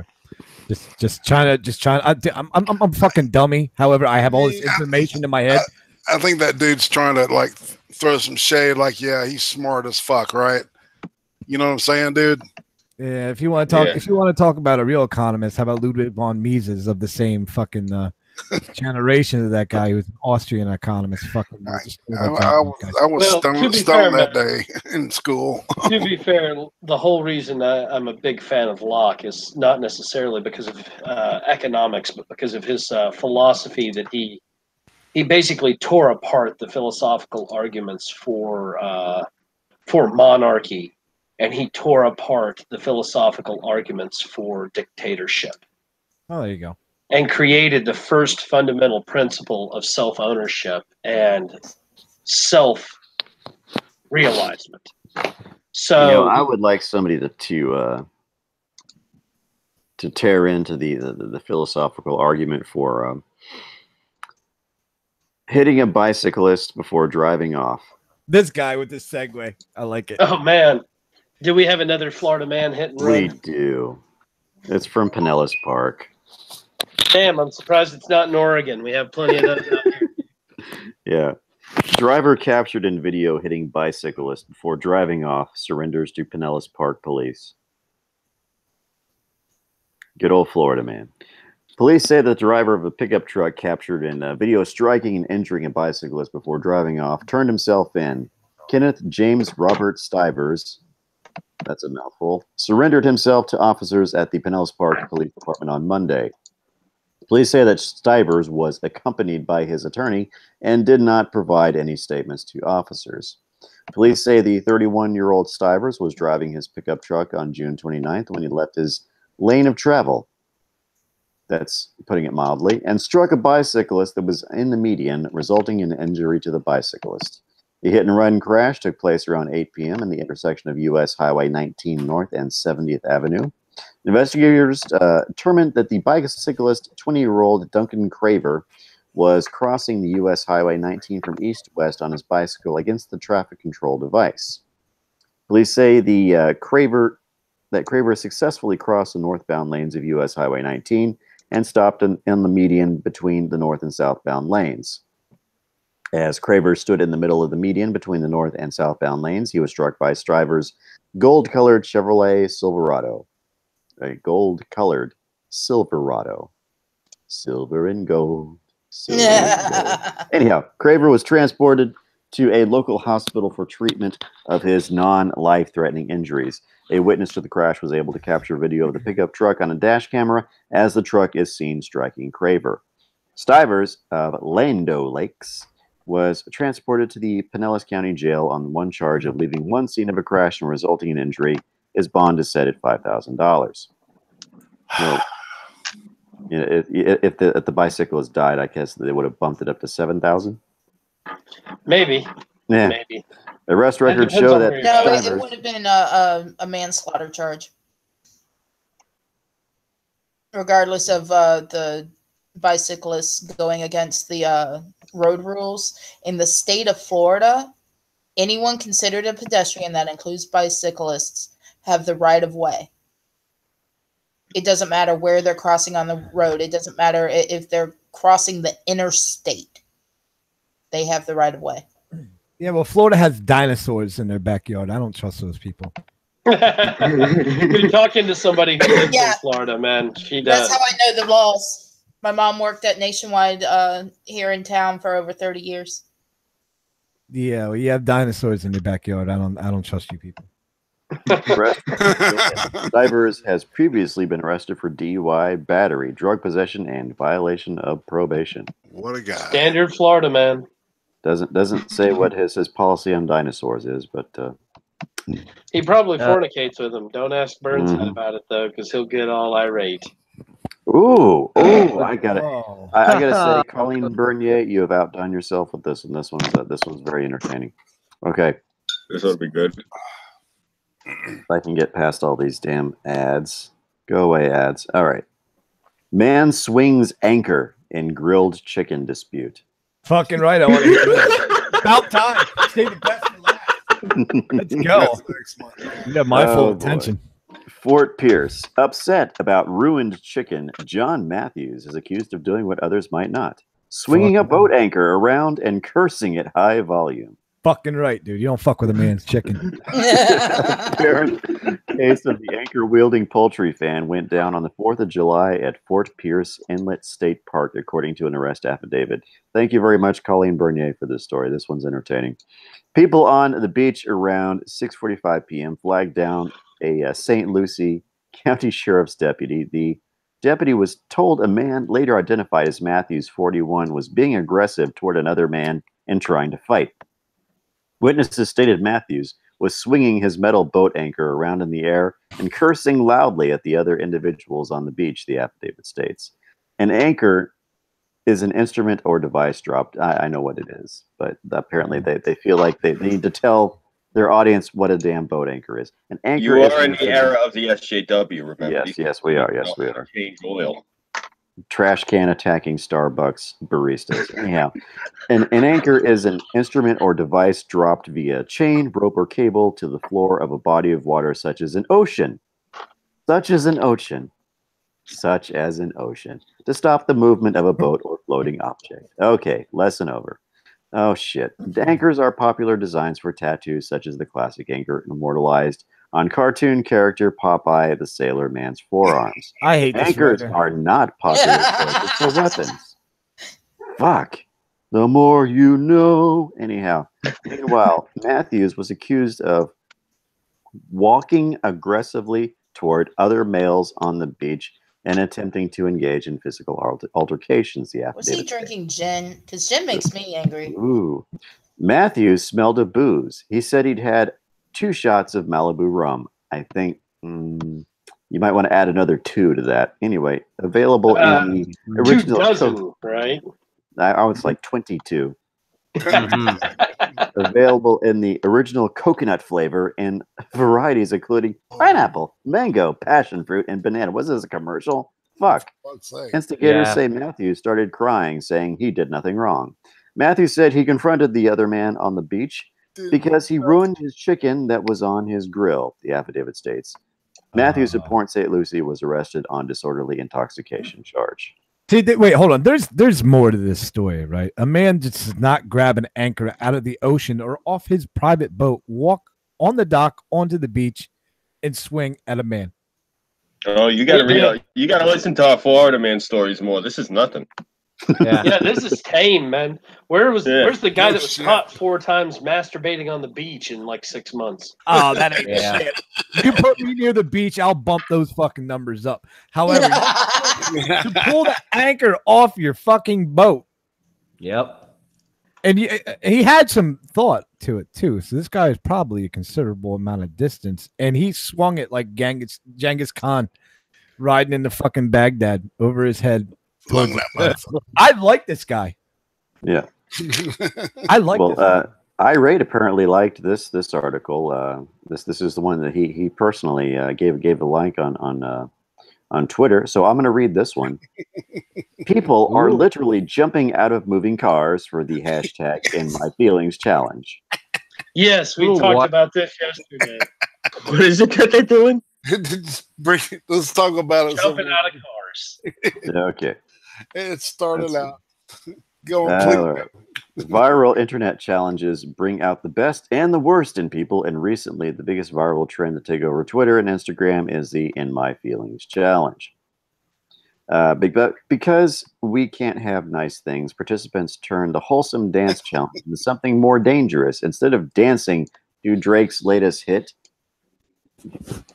Drake having hits, latest or otherwise, is insulting to music. Anyway, segue to the they parked to the. I know Drake's latest hit next to their parked cars. People are literally jumping out of their cars while they are moving. What in the hell? And And in the least surprising development, it never actually ends well for the person jumping out of the car. Yeah, so honestly, given, man. That's a total given. You think? Yeah. I honestly can't believe that in somebody, man. What the hell are these 2018, I have now been alive to see teenagers eating freaking Tide Pods and jumping out of cars on purpose. And snorting condoms. We are in the end times. Dude, when we were kids, you had to eat Tide the old-fashioned way, one scoop at a time. None of these pods. Fucking spoon. Yeah, the trick is we got to convince these kids to do all three at once. That way they can really make sure they do the job properly. So really guys, cut down on the millennial population. Real quick, I want y'all all to see this. So this just broke on Twitter. We were talking about that bizarre, hateful image of President Trump's throat getting slit on 1000 Burnside in Portland. Here is the artist removing it. Oh, wow. Yay, all right. So I had a visit by the Secret Service there, so I'm sure he's well convinced. Oh yeah, well at this point I know that several people on Twitter published the Secret Service tip line along with images of the artwork and the address of the artwork. I guess he sobered up from his Trump derangement syndrome awful quick.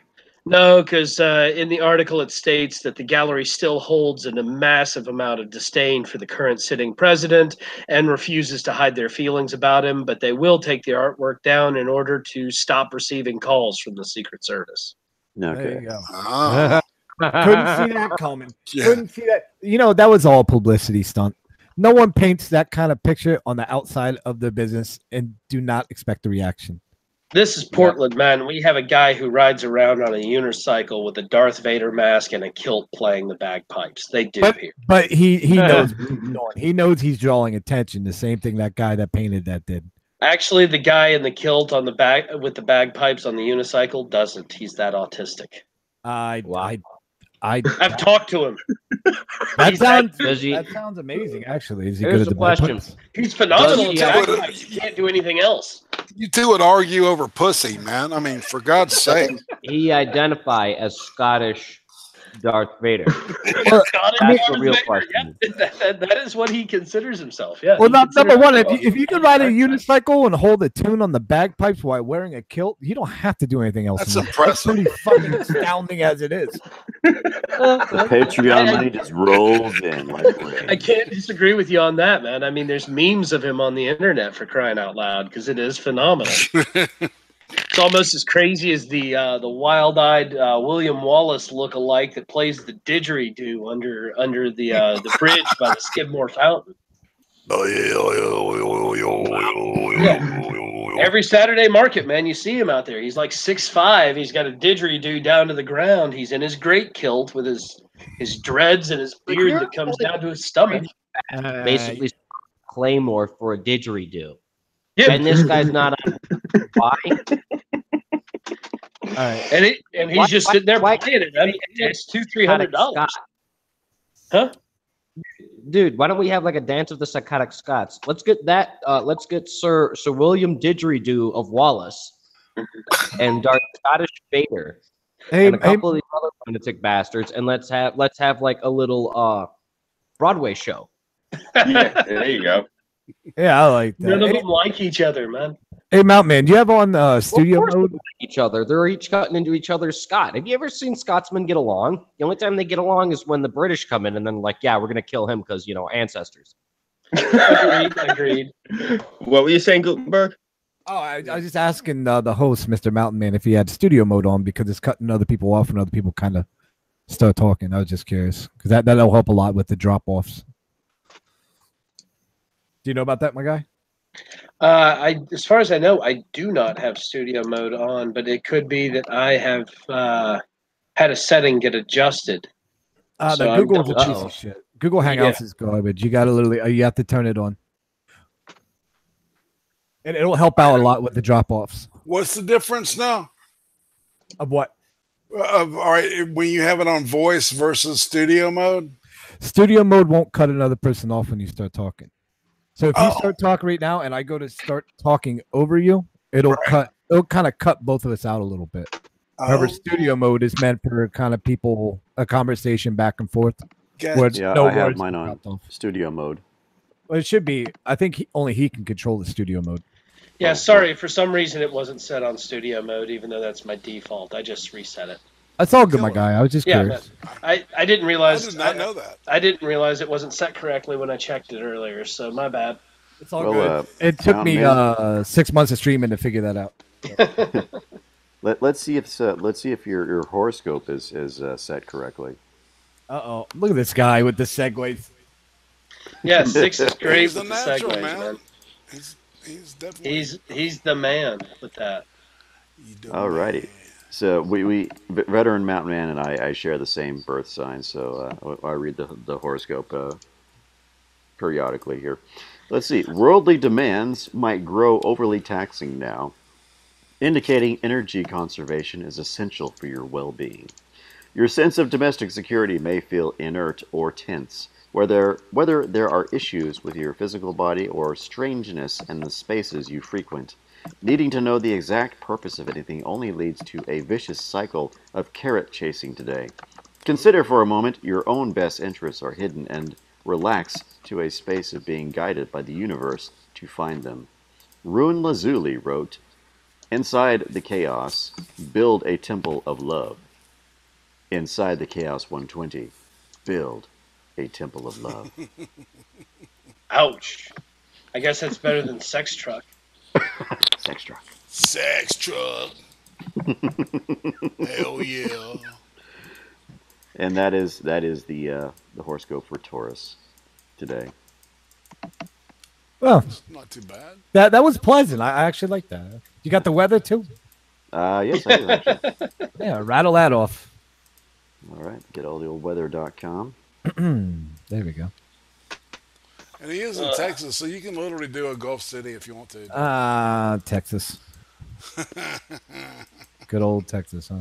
Well, send me to items.com, and I don't want items. Yeah. I don't even know what the hell that Every is. Every one of us is in a completely different state. Yep. It's amazing, isn't it? It's wonderful, man. Wonderful what technology lets us do these days. I want the East Coast weather. I want to know if I need to wear like a fucking raincoat tomorrow or not. Well, I recommend you always do, just in case. You know what I'm saying? You know, I'm wondering if it's going to be kilt weather out here in Oregon. Let's see here. That's a good seg too, actually. I wish I could pull off a kilt, dude, because I would.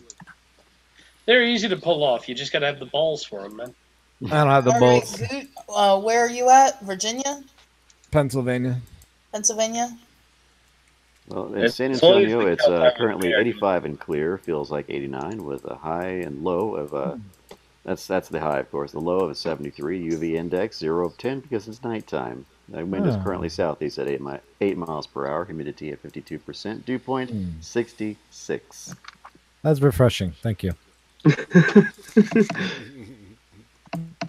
Well, I guess you're in better hands than I am, Six, because it's currently 81 in Beaverton, Oregon. Feels like 87. Ooh. Partially cloudy. Interesting. Well, you know, San Antonio is at the base of the hill country, so we get a lot of like a downward sort of wind coming down through the hills. So it cools us off a bit at night. It's just during the day, all that heat kind of just wells up on the sides of the hills, and it's sort of like a bowl, and we get essentially cooked because we're at the bottom of that bowl. Oh, you're basically in a desert, aren't you not? It's sub-desert, I guess you could call it.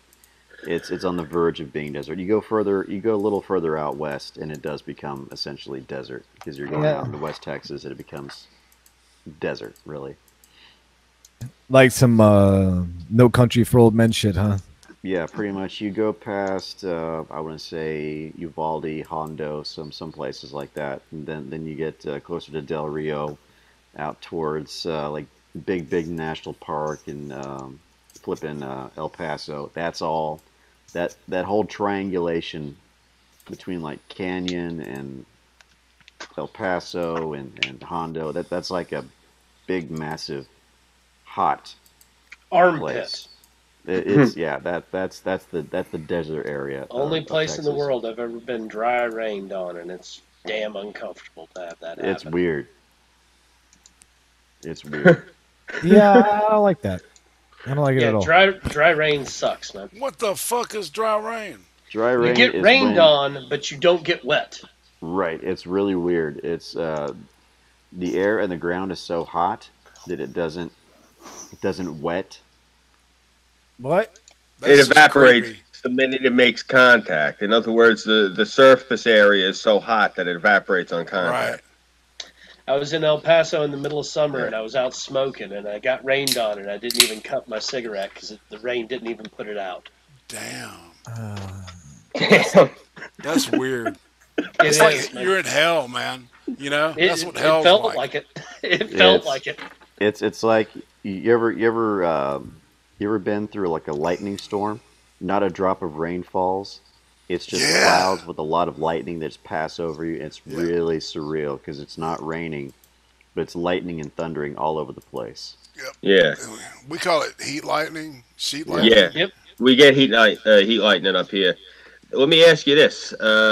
Some of you guys are down over near the Gulf. You ever deal with that salt humidity? Oh yeah. Oh yeah. Oh yeah. Oh, Yeah. I can't Yep, stand get it here all the time. It sticks to you like glue.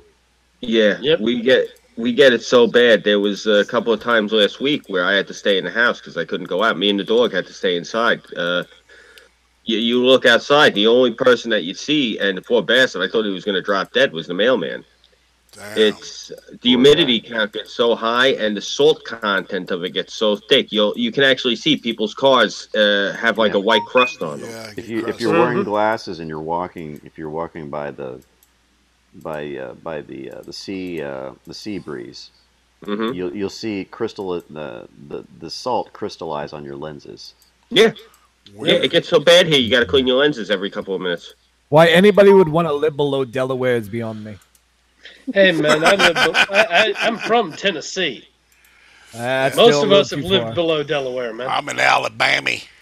That's still too far. I don't like it. Yeah. Not at all. Yeah, Gutenberg, you, me, and Burnside are the only Yankees on the stream. Yep. He's a little Midwest, but we'll adopt him in here so we're not outnumbered. You are outnumbered still. Sneaky bastards. It's 4-3. You are outnumbered. Oh shit. Well, Illinois counts twice, I guess. Yeah, double. Yeah.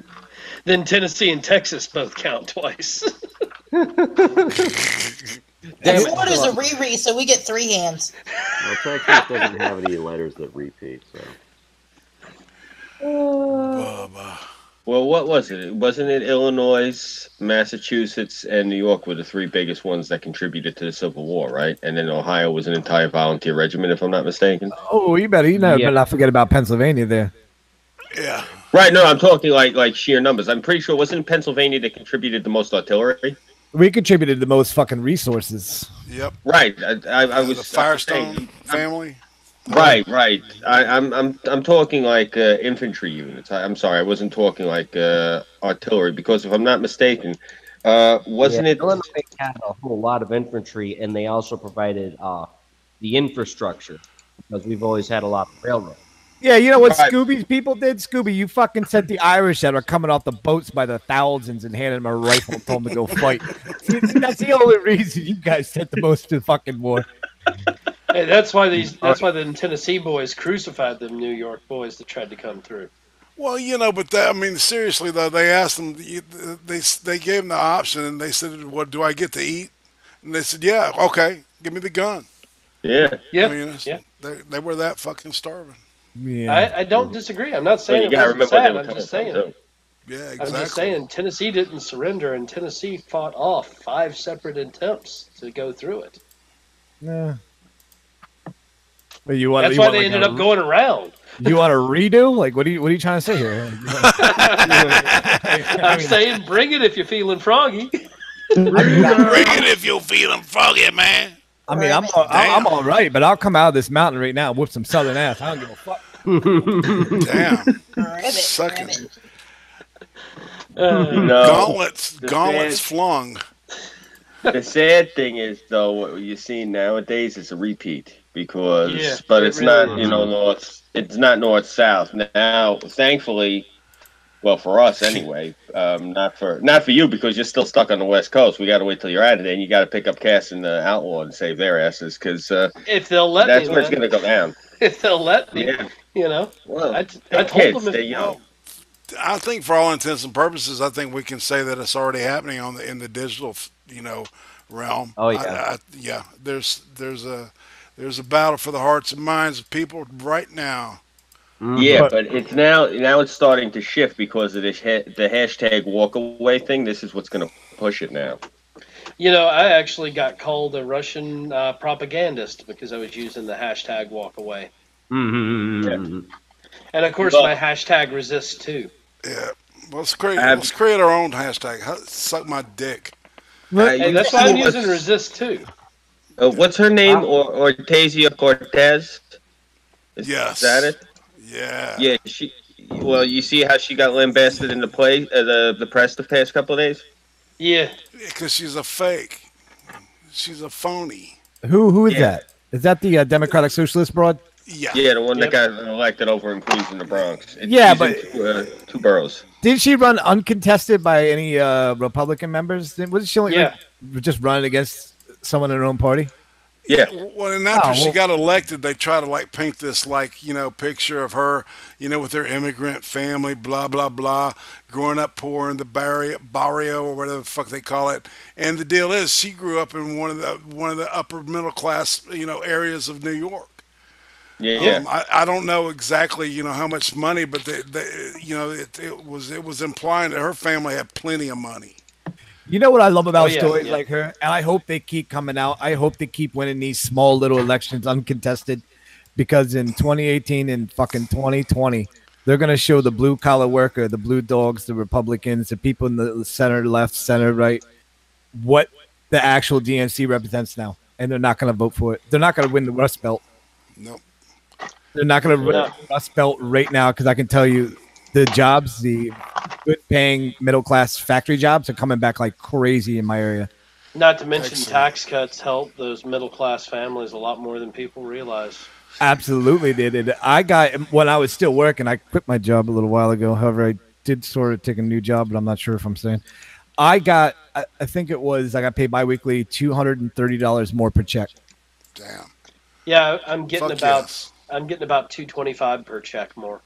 Oh yeah. It was a size. I mean, that's $400 some. That's literally almost all my utilities.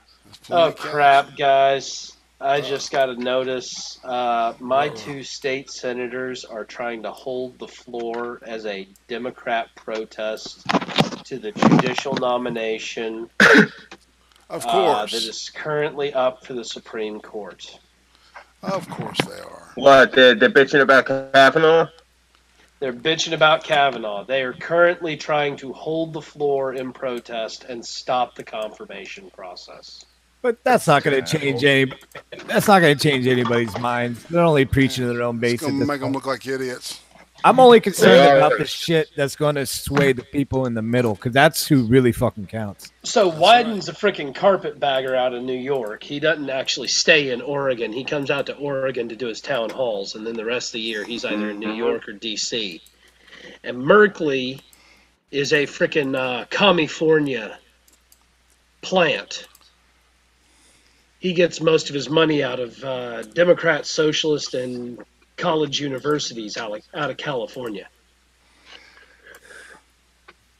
You just reminded me of something I was talking to Burnside about earlier, and I wanted to blow it past you, and I'm glad you brought it up. Even though there's only like 2 minutes left in the stream, I just wanted to throw this idea past you.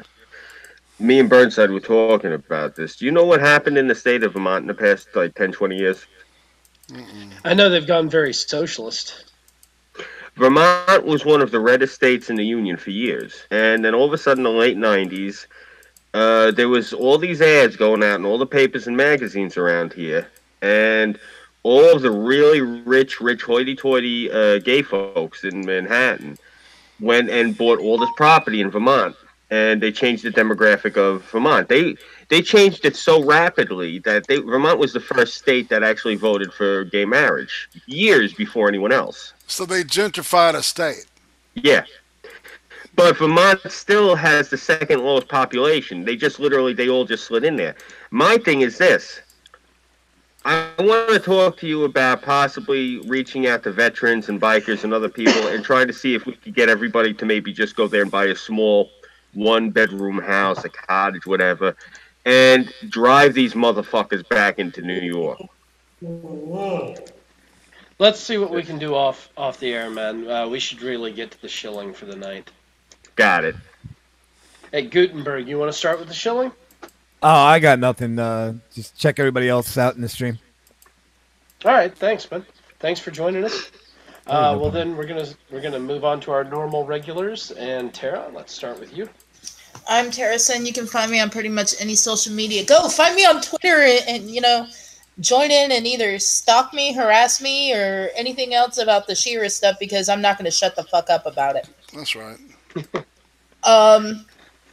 Go and find my YouTube. I am going to do an after hours specifically about the She-Ra scandal, as I call it. Comrade Transra.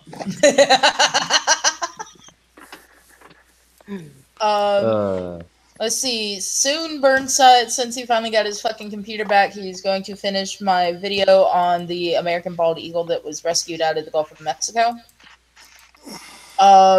Let's see. We're working on an old-time radio show to do on YouTube based on the DC villains and making the villains pretty much win everything because the heroes suck. Unless the heroes can save the day. Dun, unless dun, the heroes dun. can fucking kill us.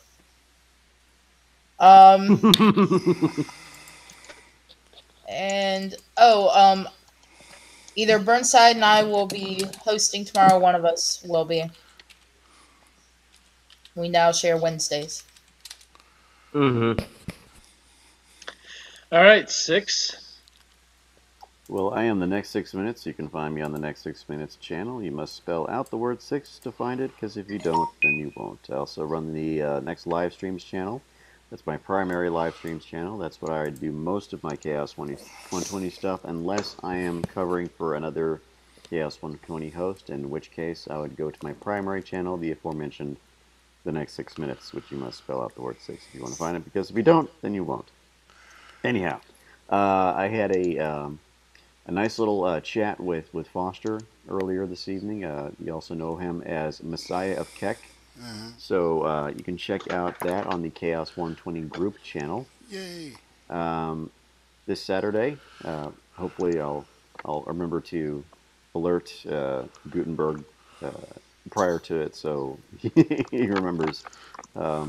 We're gonna sit down and have a little 30-minute chat as well. I'm looking forward to that. I'll try to be sober for you. I promise.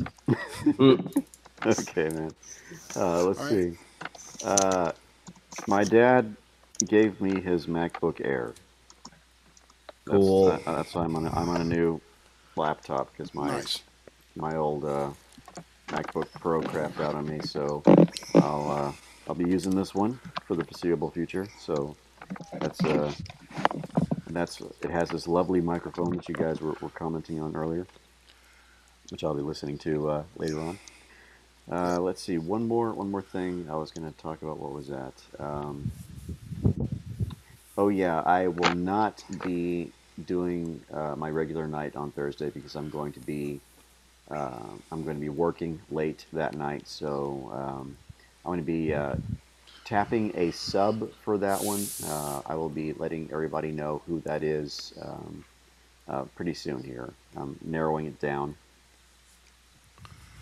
as far as who's I'm going to go for a sub. Can I go next? Yeah, sure, Irene. Please. Go ahead. All right, yeah, because I've been invited to go somewhere else, okay? All right, so Thursday, Big Fat Brian and I, in the Hot Takes afternoon review, we're doing a movie called Pandorum.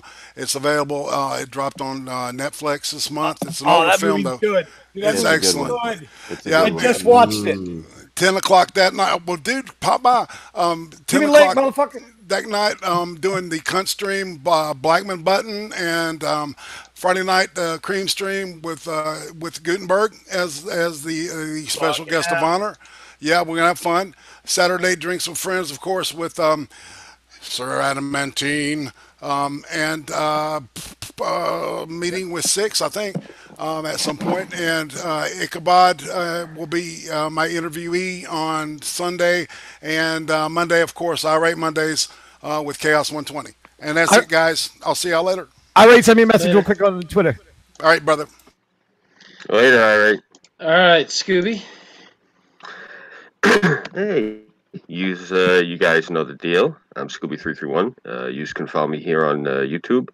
I'm on Minds.com, Gab.ai, Patreon, and PayPal. I am currently in limited state suspension on Twitter because Jack Dorsey's a punk. Hashtag Free Scooby again. Hashtag Free Scooby again. I might have something coming out this week. I gotta see. You know, every time I go to cut a video this week, the news cycle's been completely hectic. I gotta go back and start watching everything again. So I'm hoping that everything slows down enough by tomorrow so I can give a recap, because things have just been crazy since last week. But yeah, that's what I got coming up now, guys. So trying to iron everything out with my PayPal. Once I get that figured out, a couple of you guys have been saying, "Yo, Scoob, I want to help you. That way you can make videos." So hopefully I get everything ironed out. You guys can help me get some equipment, and we'll get this dog and pony show up off the road. You know? All right. And Burnside. Hey, the Burnside Film Project. Hopefully, starting next week, we'll be working on finishing up Chronicle 6 of Backline. Other than that, I've got a handful of other projects. Like Terra mentioned earlier, I got to help her with her video with the bald eagle being rescued. And there's a handful of other things I have to clean off of my artistic plate that have been backed up as of recently. You can find me on YouTube, BitChute, on Gab.ai. Just look up the Burnside Film Project. Or if you're having any trouble because YouTube is dick, just type in Burnside in Kekistan and you should be able to find my page and the whole Backline series. I'm on Twitter as Burnside_bums, and I think I'm going to hop on the train with this Transra thing just to piss people off. Because why the hell not? You know, the communists need to, love sodomy so much. How about we give them bayonetic sodomy? You know, I think I might start that hashtag and see how they like it. You know, since they want to identify as everything from, the couch to the lamp to the, the car sitting outside and what have you. I think I'll start some rabble rousing with them since, why the hell not? It's been overdue. Because you support man love now. Ooh, yes. I sexually identify as 6 60-second units of time. Nice. More specifically, the next of those. Ooh, interesting. He's getting very articulate there with his identities. And speaking of identities, if anyone out there wants me to design more banners, flags, any type of fun shit like that, just hit me up on RedBubble. Just look up Reckless Flaggetry on there or Burnside Film, and you can find all my wares and stuff around there. I did accidentally get into a little bit of trouble for my best seller, although I think that's just because I forgot to put fan art banner at the end of it. So, don't worry, it'll probably get resolved. And the rest of you ineptus mechanicus motherfuckers, fuck you very much for not being more specific, you bastards. And I think that's about it. All right, and of course I am the veteran mountain man who apparently just got called a traitor on Twitter as well, because apparently anybody that doesn't hate Trump is now a traitor to this country. I don't understand that. I mean, I swore my oath, and I've been standing by it since I did, so maybe they don't understand what the term traitor actually means. And of course, you can catch me on YouTube. Chuck Schumer. Yeah, see Chuck Schumer. You can catch me on YouTube, which you're currently on my channel, or you can get me on BitChute, Minds, Twitter, Gab, MakerSupport, Patreon. I'm on Coffee. I'm considering hopping on SoundCloud. And, of course, I did just finally get RedBubble and TeeSpring up. So if you want a hashtag resist2 or a hashtag walkaway hoodie, come check out my links in the description for those. And I'm going to try to get a few more up, including some really unusual content. Hopefully I'll have the artwork here soon, because I just got a new artist commissioned. And everyone, have yourself a great night. Night. Night, chat. Take it easy.